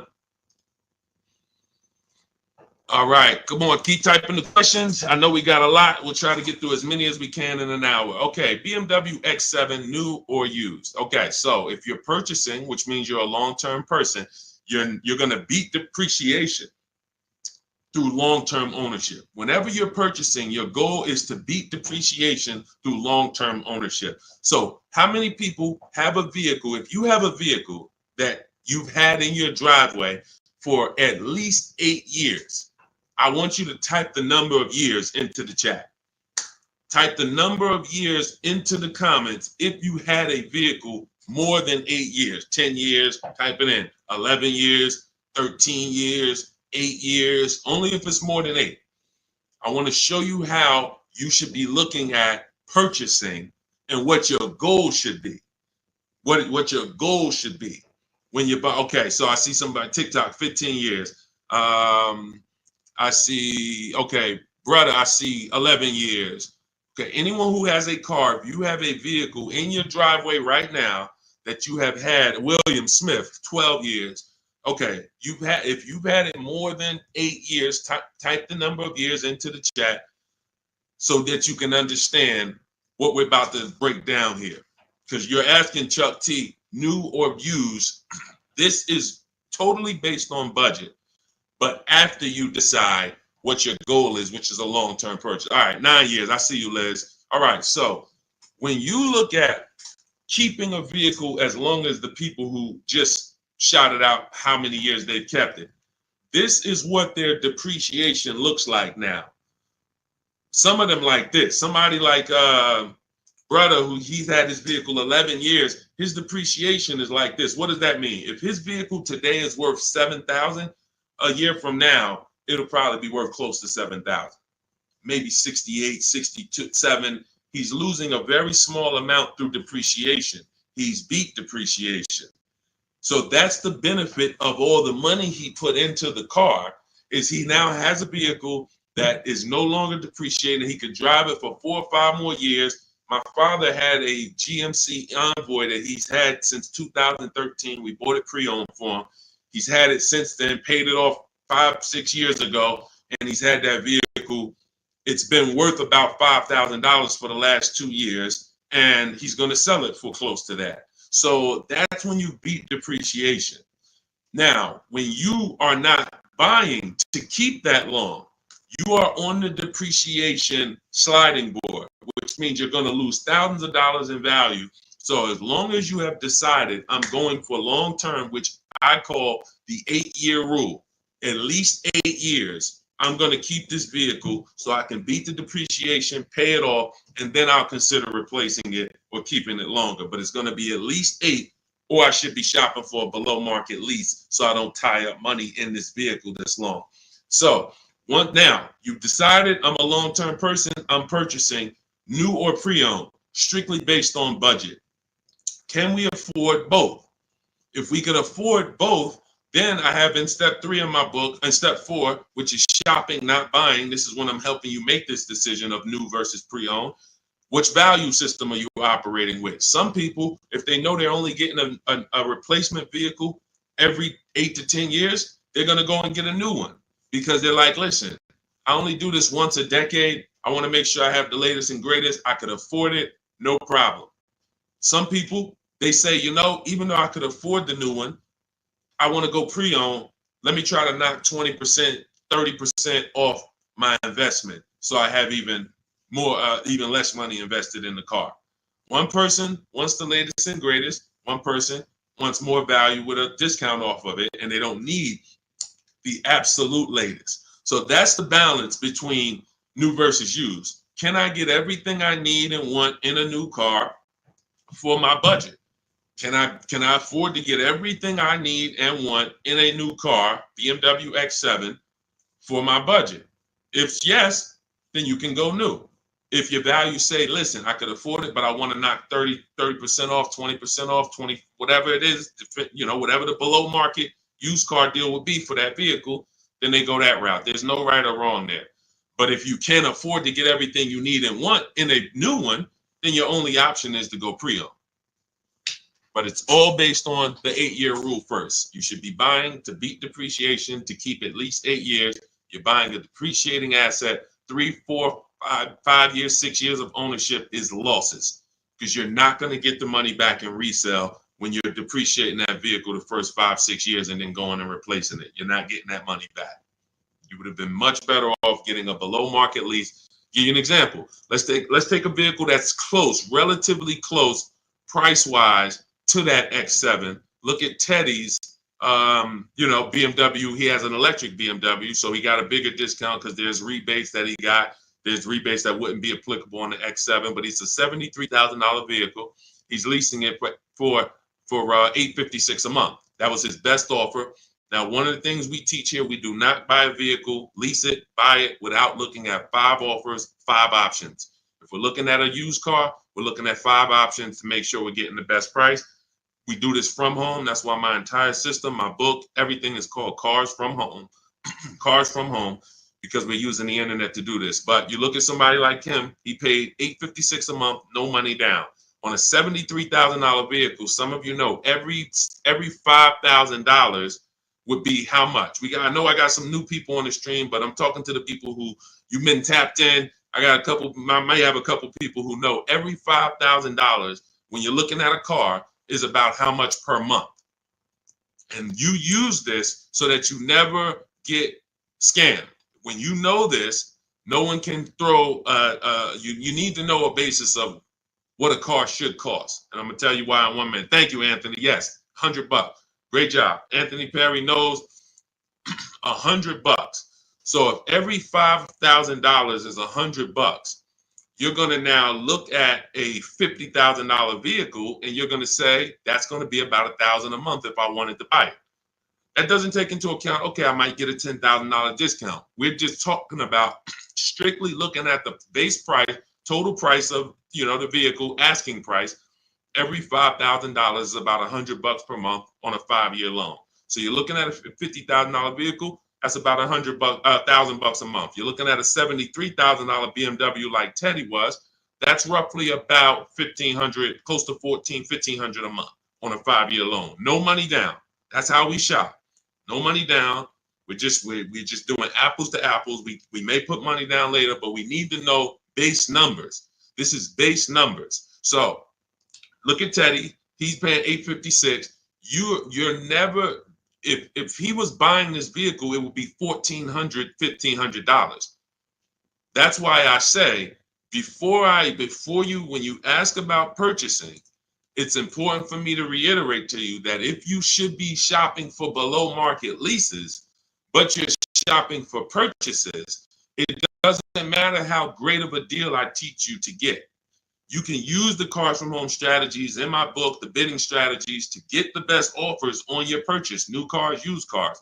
But it's not going to compare to if you would have leased, because you should have leased because you weren't keeping your car at least 8 years. You can see he's $856 a month, and even if the deal wasn't that great, even if it was $1,000, he's still literally $400 or $500 less per month than if he had bought that car only to try to trade it in 3 or 4 or 5 years and go do it again. So the leasing versus buying is the biggest principle that you need to start your car deals with. There's nothing more important than that, and we want to make sure we drive that point home. Everything we're talking about is in my new digital book. It's called Cars from Home, 7 Steps to Saving Time, Money, and Avoiding Dealerships. You can get your copy for 75% off. That's part of my welcome offer to you. This is going to have all of my blueprints, step-by-step strategies for leasing, buying, getting below market deals for high mileage drivers. It's all in there if you don't want to try to remember this. You can get it for 75% off as part of our welcome offer. In my TikTok bio, click the picture of me. My Instagram bio, click the picture of me. Click that website and the YouTube comments or the Facebook comments. Grab your 75% off, but it's only good for 30 minutes. After that timer hits 0, the price does go back up to $97, which is still incredible. I get it at $97, but $24 is even better. All right, Dolan, shoot the next question up. All right. Cody, how much of a down payment is needed for trade-in with $10,000 negative equity?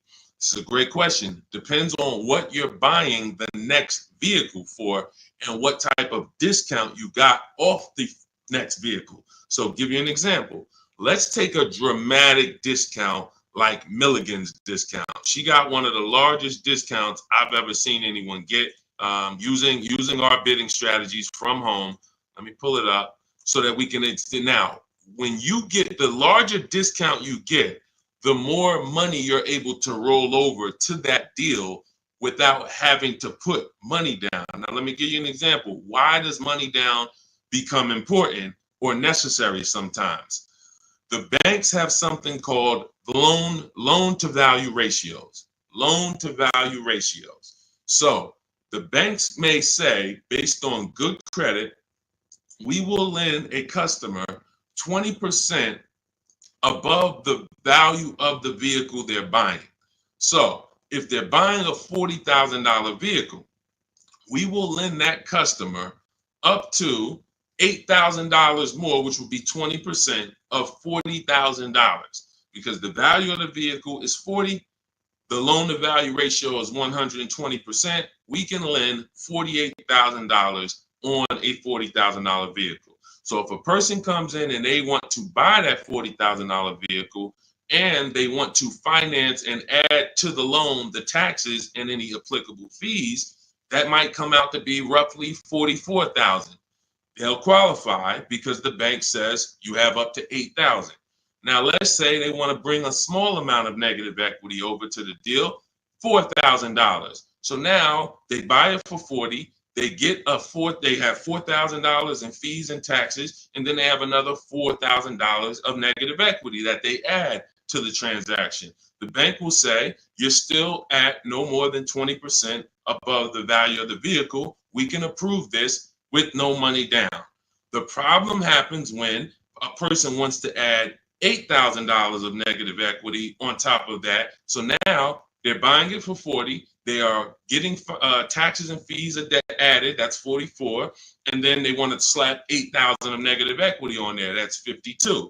The bank is going to say, no, we only will approve 20% above the vehicle's value, which is $48,000. So if you could get it down to $48,000, we'll approve it. If not, we can't approve it. The customer has to put the money down to make up the difference.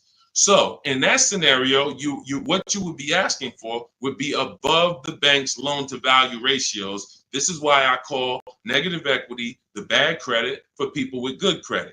This is why I want you to know the cause for most negative equity situations is you don't understand leasing and you're buying your vehicles rather than getting below market leases. You take out 5 and 6 year loans, you don't pay them off, you trade in vehicles, and you should be shopping for below market leases, but you continue to purchase. So you're going to continue to have negative equity in almost every case unless you start putting a lot of money down or start keeping your vehicles longer, paying them off, and then coming back and seeing how much money you could get back out of that, which I also don't recommend.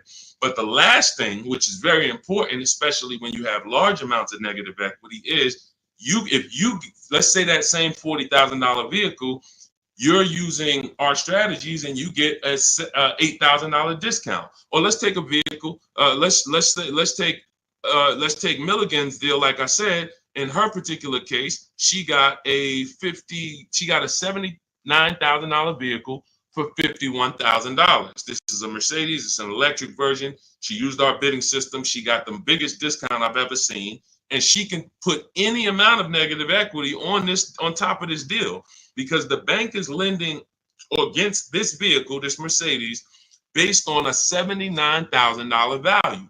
So their loan to value ratios for this vehicle would be 20% above $79,000. So if that's, let's say $80,000, 10% would be $8,000. So you're talking about $16,000 that they would lend above the $79,000. So they're looking and saying, wow, if this is a $79,000 vehicle, they don't care about what the woman bought it for. They don't know that. All they know is when the loan paperwork comes in, we're asking for less than what the loan to value threshold show. And they have other people that go and they pay list price. They go in, they have no strategies, and they just go in and say, all right, it costs $79,000, I'll take it, not realizing that, okay, I didn't negotiate, I overpaid by almost $27,000. that's the market value for this particular vehicle, but the bank doesn't care. The bank just wants to know that when the loan comes in, it's under $86,000 or $87,000, and they're going to approve it. So the bigger discount you get, the more room you have to move negative equity over, and that's what you want to understand. If I had a large amount of negative equity, I would be choosing several vehicles, using our bidding strategies from home. If you want to do it your way, at least calling around, talking to managers, getting multiple offers. You want to talk to salesmen and managers, you can do that. But once you get the discount, any amount of negative equity that you bring over would now go on top of your selling price. So if you got a $10,000 discount, then you brought $5,000 of negative equity over, you would be well below the bank's loan to value threshold. So it's based off of how much negative equity you have, and then it's connected to how much discount you're going to get off the value of the vehicle, which is what the banks actually base the loan to value approvals on. And if you can do that, you don't need a trade, you don't need a down payment. And I hope that's clear. If you rewatch this, rewatch this segment, it'll be clear to you. If most people understood that and the cost for negative equity, we have a lot better world. Deals. Negative equity is the one thing besides super bad credit where you can walk in with an 800 score. You're not leaving with a car, depending on what your situation is and what car you're trying to get and how much they're charging you for it. You are not leaving with a car. And that's just the sad part. So stay out of negative equity. Get out, stay out of it. All right, go ahead, Dolan. Next question. And I see you, Quinty. We'll get to you asking about Tesla.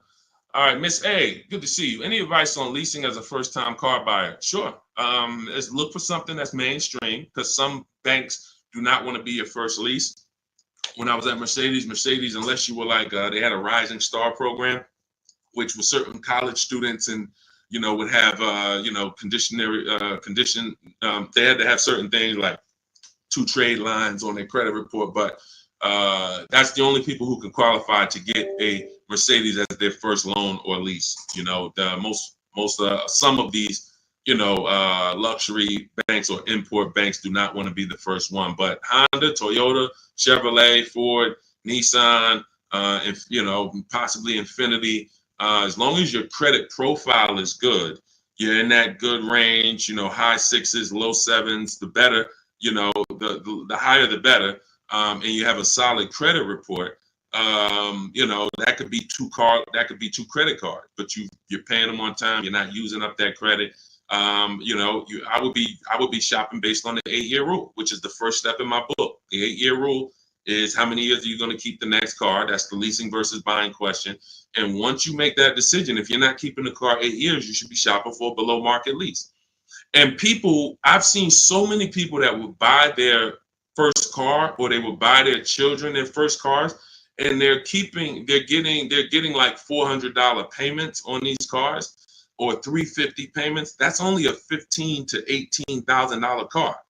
So they're usually getting a 4 or 5-year-old, Hyundai Elantra, Toyota Corolla, if they're buying used.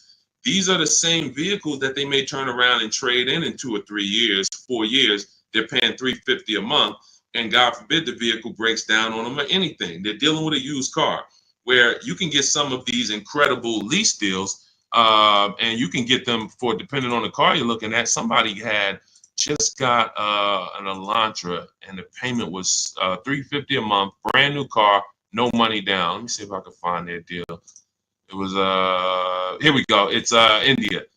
I joined last year. She joined our program. I do have a program where I shop with people. Depends on how you want to learn. You can go to my bio to figure that out too. But these are people who are in my program. They have the same strategies you have access to in my book. Same process. It's just one's a blueprint for people who are like, Deshone, give me the blueprint. I'll follow it step by step. You can get to all your deals, and one is done with you, where you're like, hey, let's shop together. You're basically shopping with me. So it says, got back 6 quotes, because I told you guys we don't make a deal unless we get at least 5 quotes on every vehicle. Got back 6 quotes. Fast forward 2024, I had to find a car in 2 weeks, so you don't need a lot of time to implement this. My process actually takes, max probably 3 days. If you needed a car in 3 days, we can get a below market deal that fast. I had to find a car in 2 weeks, so I got to work in about 5 days. I walked out with a 2024 Hyundai Elantra, 36 month, 12K, 365 a month, no money down. So this is a brand new vehicle, probably about a $26,000 vehicle. No money down. So when we consider the fact that, as I said, some people are buying their family members, $15,000 to $18,000 vehicles that have a 365 payment. Okay, do I want my people? Do I want my child or whoever in a 2019 or 5-year-old or 4-year-old or 6-year-old used vehicle for $350 a month, $360 a month, or can I go out and can I lease a below market? Can I get a below market lease? Because again, there's a lot of people paying a lot more than what India just paid.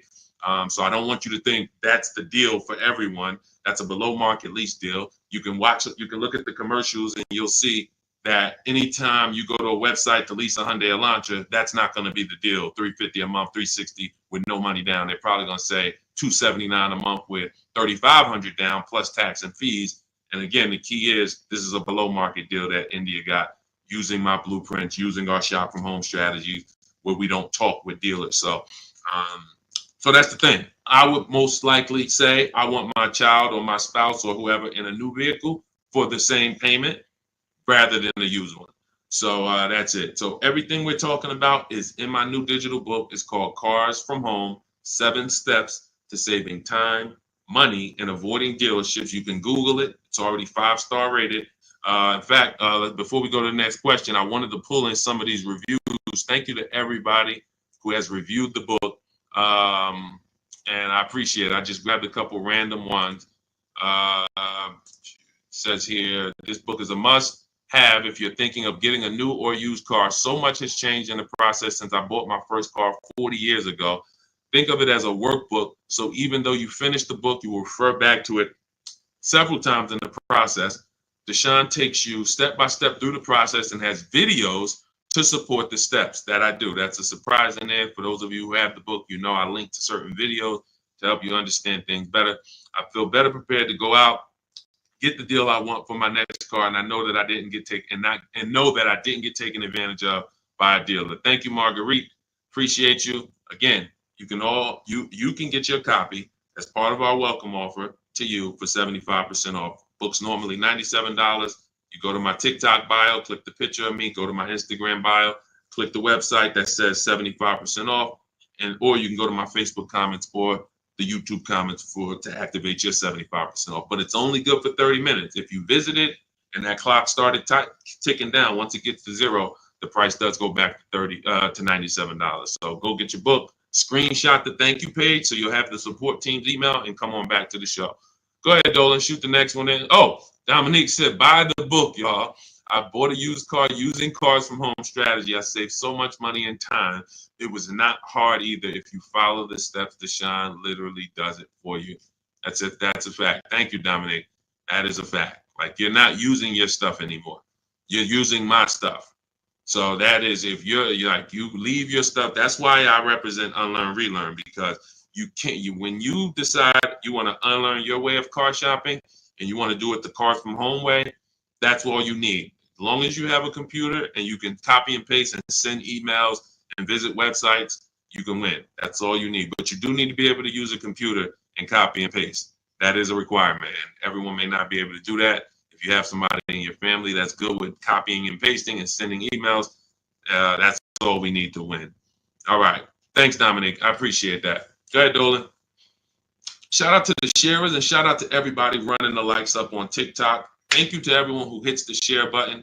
Whenever you hit the share, tag your best friend, tag one friend in, because they may be car shopping this weekend. Right now, they might be going to a dealership later, and you have no idea. Most people are overpaying by thousands. There's only 3 prices you can pay with cars. Market value, that's what everyone pays. Above market value is what the worst negotiators pay, and below market value is reserved for people who are putting dealers against each other. Negotiators can get market value for negotiators. So even if you're a great negotiator like I am, obviously I was a great negotiator selling cars for 14 years, but even if I was a great negotiator, I'm still going to get market value, because the only way I could guarantee below market value is by looking at multiple options, the same way you buy a TV. You go buy a TV, you're looking at multiple TVs, Walmart.com, Amazon.com, all these different sellers from Amazon, Best Buy. So that's the only way you can guarantee a below market price for your TV, is looking at multiple offers. You could go to Walmart and say, all right, I got a TV, $700. Was it market value? Was it below? Or was it above? You don't know until you look at all the market, and that's what we do. That's what Cars from Home is about. Okay, Alan Carter, 35 years in the car business. Your advice is spot on. Thank you, sir. I appreciate that.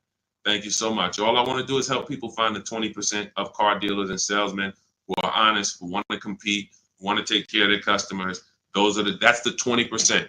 But 80%, we have proven that, working with hundreds of people personally, thousands around the country, we've proven that you must get 5 offers on every car, because 80% are going to be overpriced. Doesn't matter how much you negotiate, they're not going below a certain amount. So when they tell you, hey, Shantola, thanks for coming in, but this is the best offer we can do, that does not mean that's the best offer any Nissan dealer can do. That means that's the best offer Nissan of Bay Ridge can do. That's the best offer Nissan of Hudson County can do. But there are several Nissan dealers competing, and we need to get competitive offers to see who's the 20% of dealers who are going to beat all their competition. And we only do this from home. Go ahead, Dolan. Great questions today. Let's go. Keep typing. Let's get to as many as we possibly can. Does your process work when leasing a Tesla? Yes and no. My parameters for overpaying for a lease should never be broken. They're based off the 1% rule. So how did we come up with the 1.5% rule for knowing bad lease deals? We had to look at what a great lease deal was. And the 1% rule has been around since way before I started leasing cars. So you take the MSRP of the vehicle, the total MSRP, you type that in, and you multiply the total MSRP by 1%. And if your lease payment with no money down is under that, you stole the vehicle. It's a steal. I call it a steal. So we have 3 different ways we look at leases: a steal, a deal, and when it's time to chill. Very simple. A steal is 1% or less. So what does a 1% look like in real life? Look at somebody like Greg. Greg leases his $56,000 Kia EV6 Win, $527 a month. No money down, 12,000 miles per year. Now you can adjust this miles. You can get 15,000, 18,000, 25,000. But the way we shop is based on 12,000 miles per year. That's how we judge the 1% rule. So another 1% deal, less than that. You know, Zafrina uses our strategies, uses what's in my book. She puts the dealers against each other. She gets multiple offers. You can see she used all the scripts, my email scripts. We don't talk. She gets $579 a month on this $65,000 Jeep Grand Cherokee. You look at somebody like, where is Rosalie? Rosalie Ansley is another 1% lease deal. 2024 Infinity truck, $58,000, $554 a month, no money down, right under 1%. And he's driving something he likes. This was a vehicle he got for his father a couple days ago. So this is a 1% lease. So now we say, when I started telling people about leases in my videos, I knew people were going to go out and get bad lease deals because they just literally don't know how to make people bid, and they're just going in trying to negotiate, not realizing a lease is going to look better than a purchase. The only people who really say a lease is the same are people who really are overpaying for their leases, because they'll say, wow, the dealership told me to shine that with their lease deal, it'd be better if I just buy it because it's about the same price. That means they're offering you a horrible lease deal. That dealership is running a horrible lease deal, and they want to try to talk people into buying. But normally a lease, when you look at like these deals, is, you know, these are hundreds of dollars less per month than they would be to purchase, hundreds less. So now we say, well, how do we know a bad lease deal? You're paying too much money for a car you're giving back. It's very simple. A bad lease deal is just that. You're paying too much money for a car or vehicle you are giving back in 3 years. That's another reason we don't do 4-year leases at all. Because when you add up all the payments, you look and say, wow, I leased a $40,000 vehicle and I paid $28,000 for that vehicle over 4 years. Then I gave it back to them. You paid off almost the whole vehicle and then gave it back to them. That's why 4-year leases are horrible. But you're only judging your lease value by how much you're paying over time and how much did it cost me to drive that $40,000 vehicle for 3 years. Did it cost me $13,000 to drive it over 3 years? $17,000 to drive it over 3 years? $20,000 to drive it over 3 years? What did it cost me? And that's what the 1% rule is basing it off of. If you're looking at a $40,000 vehicle, you get a payment of $400 per month.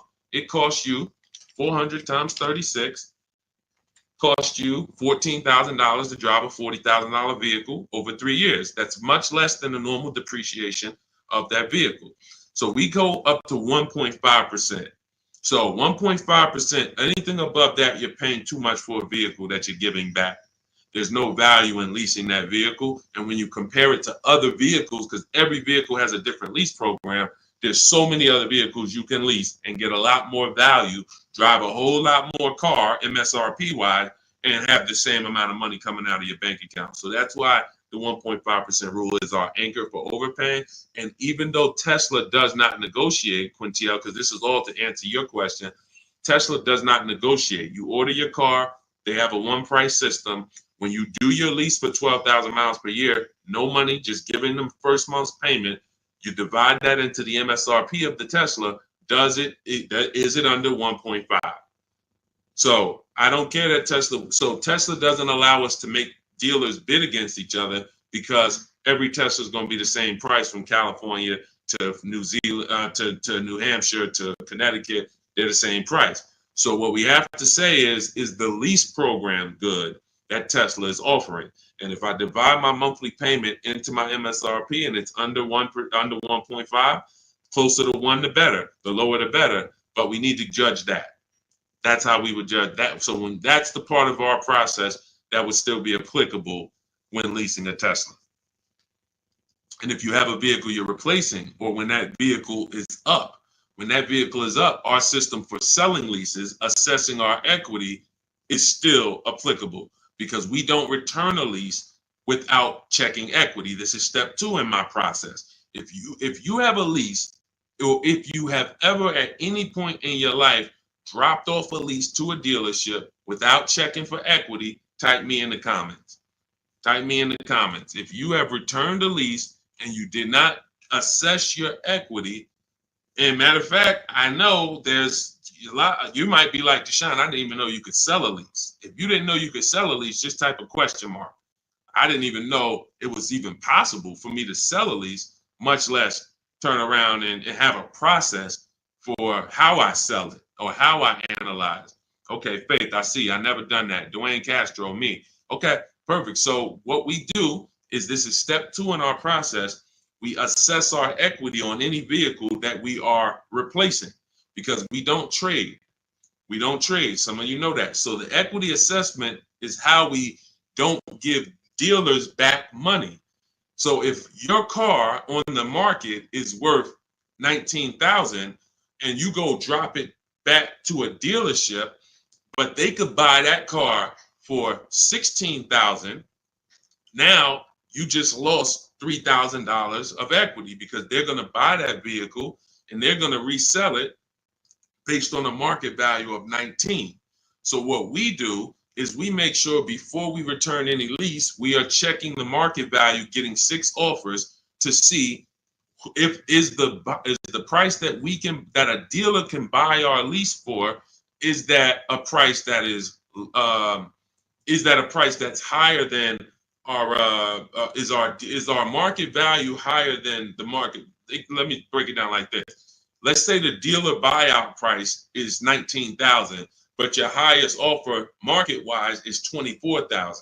That means you have $4,000 to $5,000 of equity that we could cash out, let CarMax, Driveway, Carvana, Kelly Blue Book Instant Cash Offer, AutoNation, Car Gurus, one of these buyers that we use. This is all in my book. This is step 2. We get these online bids. We're going to let them buy the vehicle and then we'll make $3,000, $4,000, $5,000 once we sell it to them. And I've helped hundreds of people do this. There's several videos on my pages where you can see people that are commenting, man, I use your strategies. I made 7,000, 8,000, 10,000, especially during the pandemic, because every vehicle was worth $7,000 to $12,000 more than it's worth today, more than it would be worth in a real market. And I told people for 2 years straight, once I started talking about this, I said, listen, cash out now. If you have a vehicle, cash out. We help people cash out $5,000, $7,000, $10,000, $12,000, put that money in their bank, release or rebuy below market. And some people can say they capitalize on a once in a lifetime market that none of us have ever seen before.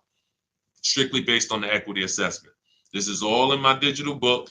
This is, if you're like Deshone, I don't even want to remember half this stuff. I'm not going to remember it. You can get my entire blueprint that teaches everything about below market leases, below market purchases, below market new cars, used cars, making banks bid, equity assessment, selling leases. All of that is in my book step by step. And you can get your copy for 75% off for 30 minutes only. It's my welcome offer to you. I want to give you incentive to get the book now so you can pay less, 75% off. In my TikTok bio, go to that picture of me, go to the Instagram bio, click that link, click the button that says 75% off new book. Get your copy. Make sure you screenshot the thank you page. If you're on YouTube, your 75% off link is in the comments. Facebook, it's in the comments, but it's only for 30 minutes. After that, the price does go back up to $97, which is worth every penny, but $24 is better. So go get your book and then come back to the show. Go ahead, Dolan. Great question so far. Let's keep going. Does this work the same way for Canada? Scott, I'm not sure. I do believe that most would be applicable. I do believe that most. The difference is going to be the websites. So we're using our multiple marketplace strategy for shopping for used cars. We're using 8 marketplaces. Used to be 9, but Vroom went out of business. So we're using Carvana, we're using Carvana, CarMax, Driveway, eBay Motors, Cars.com, CarGurus.com, Carfax.com, and Autotrader.com. Those are 8 marketplaces that we use to shop for our used cars. I don't know if they're the same in Canada. I don't know if they're different. When we're shopping for our new cars, we use what I call, what's in my books, it's in step 5. It's called the 25 to 5 strategy. We're going to reach out to 25 dealers online. It takes us 20 minutes. You're using my email scripts. In 90 minutes, you're going to have quotes back from all of these dealers to be able to get at least 5 to 7 quotes. So out of the 25, you're going to get 5 to 7 quotes. That's why it's called the 25 to 5 strategy. We're going direct to the dealers' websites. So I give you links to the dealers. As long as these dealerships have similar websites set up in Canada, then everything is going to be the same. The scripts, the way they communicate, the things they try to get you to do, come in, can I get you on the phone, put one price here, and then, for a used car, and then hope you come in and charge you more later. All of that, if all of that is the same, which I believe it is, then everything will be applicable in Canada. It's just the websites will be different. But Honda's going to have their own dealers' websites, so that's why I say I believe 90% at least is applicable, and potentially more. All right, great question. Go ahead, Dolan.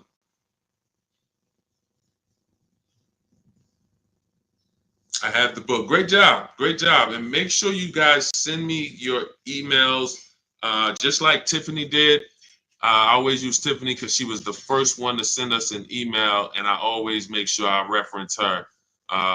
But everybody who sends these in, I get to bring them onto the show. I brought a couple more. Look, this one is from Christopher. Deshone, thanks so much for these resources. I read your entire book last night. I've already been underway and trying to put my deal together. What a great book. I have my quotes together. Now I'm ready to take the next step with the calculator. I'm a big fan of your channel and your resources. So I have calculators in the book that I invented. We have 5 different custom calculators: perfect budget calculator, lease counter offer calculator, purchase counter offer calculators, true value calculator for when we do used cars.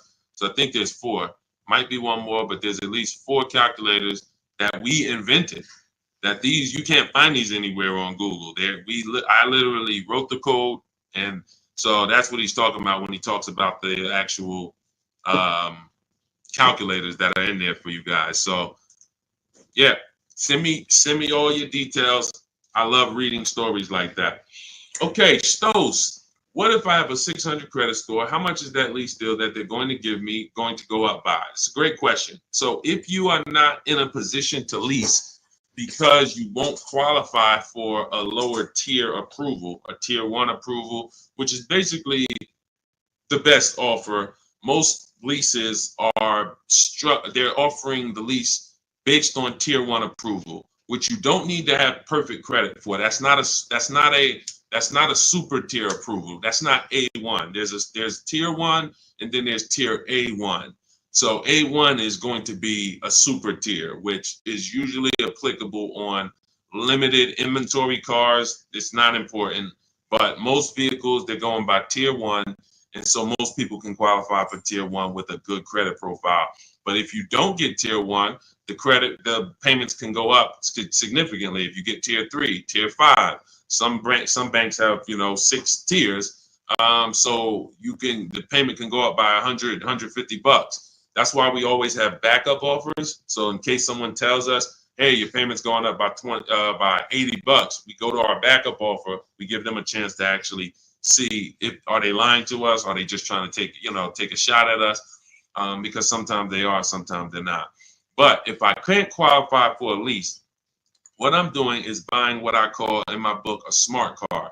This stands for saving money at the right time. Saving money at the right time. It's not the little smart cards that you may be familiar with. What I'm doing is setting myself up to lease. So I'm going to go get the least expensive car that I can get a loan on. That is the goal of a smart car, to have the least expensive quality car. It must last. Car cannot be breaking down. It's the least expensive quality car that I can get a loan on. $10,000 loan, $12,000 loan. So now I'm going to get the smallest car that I can get, maybe like a Hyundai Elantra or something that was like 25,000 new. And I'm looking to get it around 10,000. So it doesn't have to be too old. Now I'm getting that vehicle. I'm going to drive that vehicle for 2 years, establish a payment history. My payment should be no more than $250 a month. You're talking about a $10,000 loan. So now I got an easily manageable payment. I got a car that is dependable. I trade out of that into a lease in 2 years. But what some people do, which is what I don't recommend you do, when you're trying to qualify for a lease, that should be the goal. It should be, I'm buying this vehicle right now that I'm getting is going to set me up for my lease in 2 years. Now, some people will go, I just got to have what I want now. And they'll go and they'll get the Dodge Charger with the Hemi engine, or they want but they know that, all right, I'm going to go and get a $25,000 vehicle. But because you have a low credit score, you're going to pay 18, 20, 25% interest. So now when you go to replace that, first of all, in 2 years, you got to make it to 2 years with a high payment, a high, like a car that most likely wasn't a quality car, because you're stretching. When I say you're stretching, if you're trying to get a $25,000 Dodge Hellcat, that vehicle probably has 80,000 miles on it, no warranty. So you're getting you're not getting a quality one. You're getting the one you can afford, which is going to be high miles, older. And now you have this high payment, high interest. So when you go to replace that car in 2 years and try to go into a lease, you're going to have a huge amount of negative equity, maybe $8,000, $9,000, $10,000, $15,000 of negative equity. So when you try to go into that lease, you're not going to even be able to make the lease make sense, because you're bringing all this negative equity over from the old car. So that's why I say you discipline yourself. You drive something, least expensive car, because you're building. You're building. We haven't earned the right to get what we want, but if I discipline myself for 2 years, drive a vehicle that is the least expensive, reliable vehicle that'll do the job for me, 2 years down the road, I got 2 years of payment history. I traded out of that into my new lease, and I'm driving a brand new car from that point on. That's the plan if I didn't have good credit, but I knew I need to get to the point where I could lease. That's exactly what I would do. All right, great question. Go ahead, Dolan. Scott Johnson hold on. Ahmed, the payment includes money factor and taxes. So what part of the lease is too much? It's too much based on the total amount for a vehicle you're not going to own. So when I leased my $35,000 Jeep Grand Cherokee, I got it for $330 a month. This was in 2018. So 2018, I paid $330 a month, and then I drove off. It was a 39-month lease. So over 39 months, I paid $12,870 for a $35,000 vehicle. Plus taxes and fees, it would have been probably $39,000. So $12,000 it cost, $12,870 it cost me. When you are leasing, the only thing you are considering is how much does it cost me to drive this vehicle over 3 years. The lower, the better.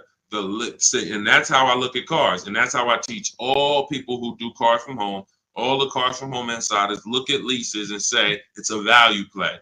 That $40,000 vehicle, what's the below market lease on that? We get below market leases by making dealers bid. That's what the whole cars.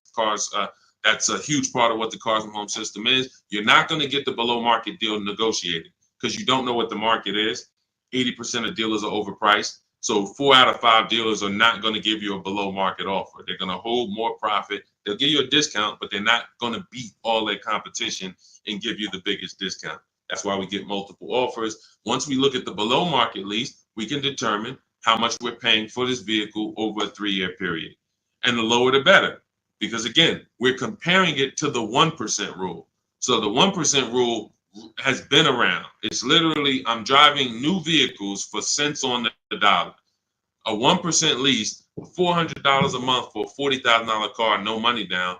The same $40,000 car would be $800 a month to buy, based on the fact we know every $5,000 $100 a month. So $40,000 on a vehicle, that would be $800 a month. That's not including taxes. So you're talking $800 a month, $850 a month to buy a $40,000 vehicle on a 5-year loan. A 1% lease is $400 a month. So we're always judging the lease by how much am I giving them over a 3-year period to drive this vehicle. And, there is a point in time where you're paying too much for a vehicle you're giving back. And that means you signed a bad lease deal. Go ahead, Dolan. All of this is in my book. I teach you about the 1.5% rule and why we don't sign leases over 1.5%. All of this is laid out step by step. That's a huge part. When you hear me say rules, the 1.5% rule, the 8-year rule, these are principles. These are boundaries in our Cars from Home blueprint that we don't step over. We don't. And there's one thing, if you step over, great. That's on you because you're an adult. But it's another thing to know you're actually stepping over a boundary. And that's what we didn't have in the past. We didn't have boundaries that we knew we were stepping over. When is your loan too long? Well, in real estate, you have boundaries. That's why who would sign up for a 40-year mortgage? Type me. Do I have anybody in here willing to sign up for the 40-year mortgage? Anyone? Anyone willing to sign up? You're a smart person. Anyone? You could get a $600,000 house for the same payment as a $400,000 house potentially. Anybody signing up for a 40-year mortgage? What about a 50-year mortgage? What about a 50-year mortgage? No. Most people know, Deshone, the longest mortgage we're going to get is a 30-year mortgage. Some of you go for 15 years to pay it off quicker, but you're not doing 40, you're not doing 50, because that means I can't afford this vehicle. Boundaries. That's industry established boundaries. That means I can't afford this house. If I have to take a 40-year mortgage, 50-year mortgage just to afford it, I can't afford it. That's the same thing we bring. That's one of the boundaries we bring to car buying. We don't do loans longer than 72 months. 6-year loan is the longest loan that we will do on a car. It just leads to problems. Most of the people who've had problems with cars, horrible problems, they still have loans on them, cars breaking down. They should be putting money to the side every year for maintenance, but they can't because they're still making a $500, $400, $800 car payment, and the car is 11 years old. These are issues. These are boundaries that we don't step over. That's why you'll learn in my book, The Rule of 72 and the 10th birthday. 6-year loan is the max. Car should be paid off by the 10th birthday. These are boundaries. That's what we bring. Dion Harvey, would you pay 16 for a Mercedes-Benz with 113,000 miles? No, unless you can pay cash for it, you most likely are going to end up in a tough position. And I'll tell you why. If you can pay cash for it, then you can put away money for the maintenance and for the upkeep. When I sold Mercedes, and I sold them for 5 years, the people who I would literally run into that were in tears were people who the service department told, you have a $4,000 repair, plus you need brakes, plus you need an oil change. So oil change on the Mercedes is $200. Brakes could be $2,000. Then you have a repair because you don't have a warranty that could be your navigation system goes out. That could be $3,000. So literally you're looking at $6,000 and you still have a car payment and you still have insurance and you still have gas. So this is something I call the 4 expenses that we take into account. How we're going to acquire the car, insurance, gas, and maintenance and repairs. So these are the 4 expenses. And what gets people with Mercedes, BMWs, Range Rovers, Porsche, anything that's expensive to maintain and repair is nothing costs, when something breaks, nothing costs $100. So it's not that they can't afford it. They can't afford to do that and make their car payment. So that's why I said, if you're going to pay cash for the 16 Mercedes and you've screened down title, history, service records, accident history, and then you've done a market assessment, this is all stuff I teach you to do step by step in my book when we're buying a used car, then you can pay cash for it. But if you can't pay cash for at this point, 8-year-old car with 113,000 miles on it, then you really can't afford that car. Go ahead, Dolan.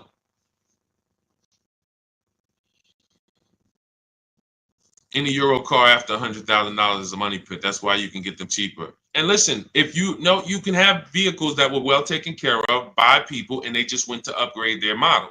There are plenty of people who baby their cars, their BMWs, their Porsche. They've done all the maintenance. Now they get to 100,000 miles. They might have had it for 8 years and they're ready to sell it. And it's a great opportunity for someone else to buy. But you have to be able to afford these cars. And you have to be able to avoid, if you can't afford to repair and maintain them, then you can't afford these cars. So that's the principle. And again, I'm somebody who's worked. My most expensive car I ever sold was a $435,000 SLR McLaren.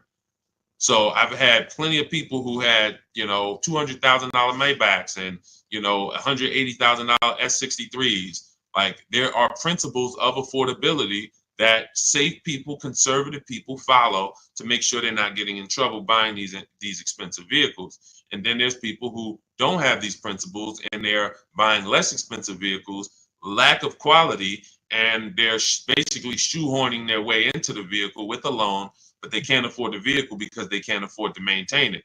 And they can't afford to pay it off in time before things really start going wrong. If I got a paid off Mercedes or paid off Range Rover, but I'm putting, I was paying $700 a month to buy it, but now it's paid off. So now I put $300 a month to the side in an emergency fund. So when something breaks, I go to my emergency fund. Okay, my car needs this, my car needs that, but I'm not making a car payment anymore, so I can afford the maintenance.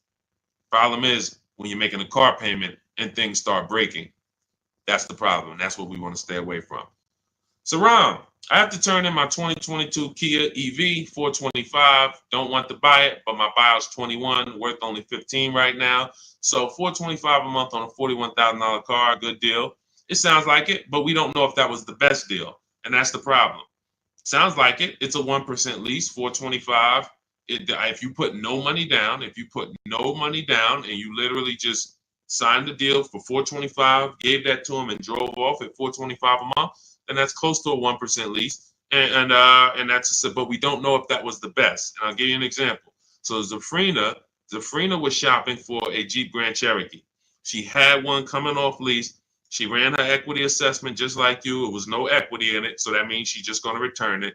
If there's no equity in the lease, we just return it. When it's done, we start shopping for our lease, just like normal. Once we make our last payment, we get out, we start shopping using our system.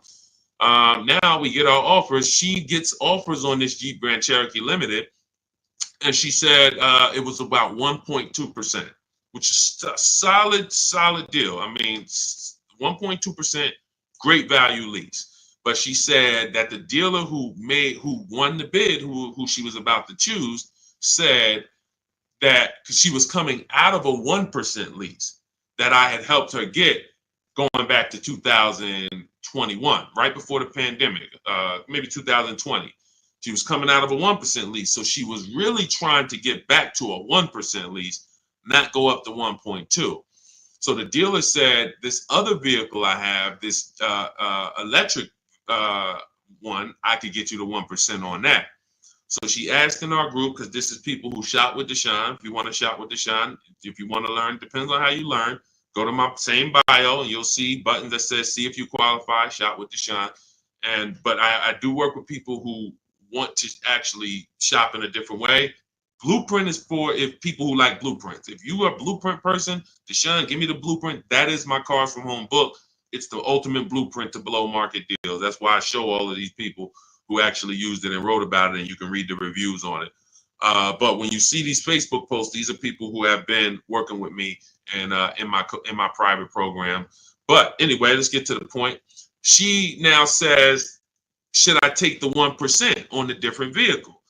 I said, you got to you have to reach out to all the dealers that emailed you about the original Jeep Grand Cherokee and now give them a shot, because now that guy might be offering you 1%, but you don't know, is that the best deal? Just because he was going to give you the best deal on the normal version, he beat everyone else. That does not mean he's giving you the best on this electric version. He could be using this as an opportunity to make a little more money on you.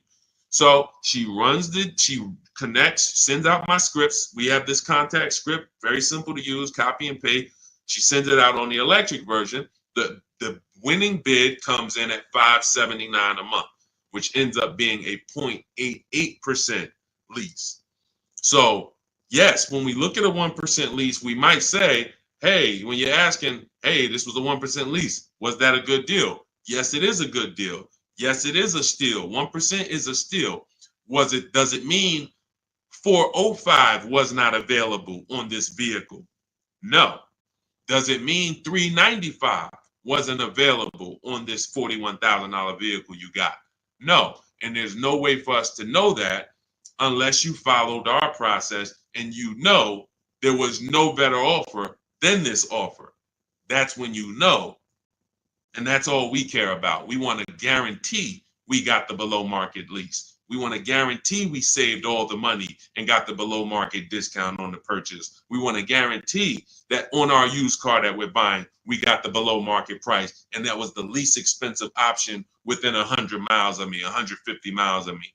That's what we roll. And that's the Cars from Home system. So everything in this stream is sponsored in my new digital book. This is not, I don't wing it. And the beautiful thing about what you're going to do with Cars from Home is you're no longer going to be winging the process. This is the second most expensive purchase that many of you will make. And some of you who don't own a home, this is the most expensive purchase that you have made so far. And every single time you make a 5-figure decision on a car, you add these up and you can see I've made $100,000 in car buying transaction decisions over my lifetime. What is my process for getting below market deals? What is my process for not paying what everyone else is paying? You've winged it, but you're no longer going to wing it. This is a 7-step process. In the book, I have links where you can stay right on task. If you're on the lease path, you're not looking at new cars. You're not reading about purchasing used cars. If you're purchasing a used car, you're not using the system on leasing. You're not using the system on new cars. You're on the used car path. That's the way the book is. It's linked and it warps you to the areas so that you can stay on task and not be learning everything about leasing and buying and used cars and new cars and bidding. Or you don't need to learn all that. We just need a path for you that you can follow step by step to get to your below market deal. And that's the way the book is set up. So it's 5 stars. You can get your copy as part of my welcome offer to you for 75% off. It's normally $97, but for 30 minutes only, you get yours for $24. That's 75% off. It'll be in your inbox in 5 minutes, and you'll have everything for the rest of your life to use when it comes to leasing. If your spouse wants to buy, your child wants a used car, you can open this blueprint up at all times and use these strategies that you paid $24 for. Now, if you missed it and you didn't get there before the 30 minutes is went to zero, then you'd have all these strategies and you paid $97 for it. It's still a win. It's still going to be in the top 3, top 5 most valuable books you've ever owned to your bank account. That is the biggest thing. This book being valuable to your bank account. So go get your copy for 75% off. Click that picture of me in my TikTok bio. Click that picture of me on Instagram. Go to that website in my bio, and then you'll see the button that says 75% off welcome offer. YouTube, you have a comment in the, you have a comment for your 75% off in the comment section. Same thing on Facebook. Get there, use it. Make sure you send me all of your deals. Email me with your deals. Every time you make a deal, I want to see it. Deshone, look at this deal. My biggest thing is seeing the money you are paying for these cars. I want you to be like all of these people who send their deals in. Look, this is what it's about. I don't want you just getting a car. We'll be excited about the car too, but I want you just as excited about the deal you got, because once you see below market deals and you see how different they are than market value deals, or God forbid above market value, you're going to see that you'll never go back. And then I just want you to send me, I want you to help me see what every below market deal look like. Right now, we know the below market deal on this Mercedes that Milligan got is $27,000 off. That sets the market. So if anybody got this same vehicle, the same vehicle that she got, and you didn't get $27,000 off, you overpaid. You know, we know Sean set the market on this on his F-150 Lightning. Some deals are, look, Kimberly set the market on this Maserati Greco that she got earlier this year. She said, look, it was $20,700 off. They gave her sitting at home, getting a bid, a brand new, never before owned. She's the first owner. She got $20,700 off. That's the market value of that vehicle at the time. If somebody got $10,000 off, they paid. That's an average deal. They overpaid by $10,700. So we get to set the market for these vehicles using these shop from home strategies, and that's what I want. I want you empowered. I want you guaranteeing that you save, that no one else paid less than you. And that's the empowerment. You do that right from home, right from your living room. So I will see you all on the next stream. Grab your book. I'll see you inside the book. And God bless you. Let's keep unlearning and relearning.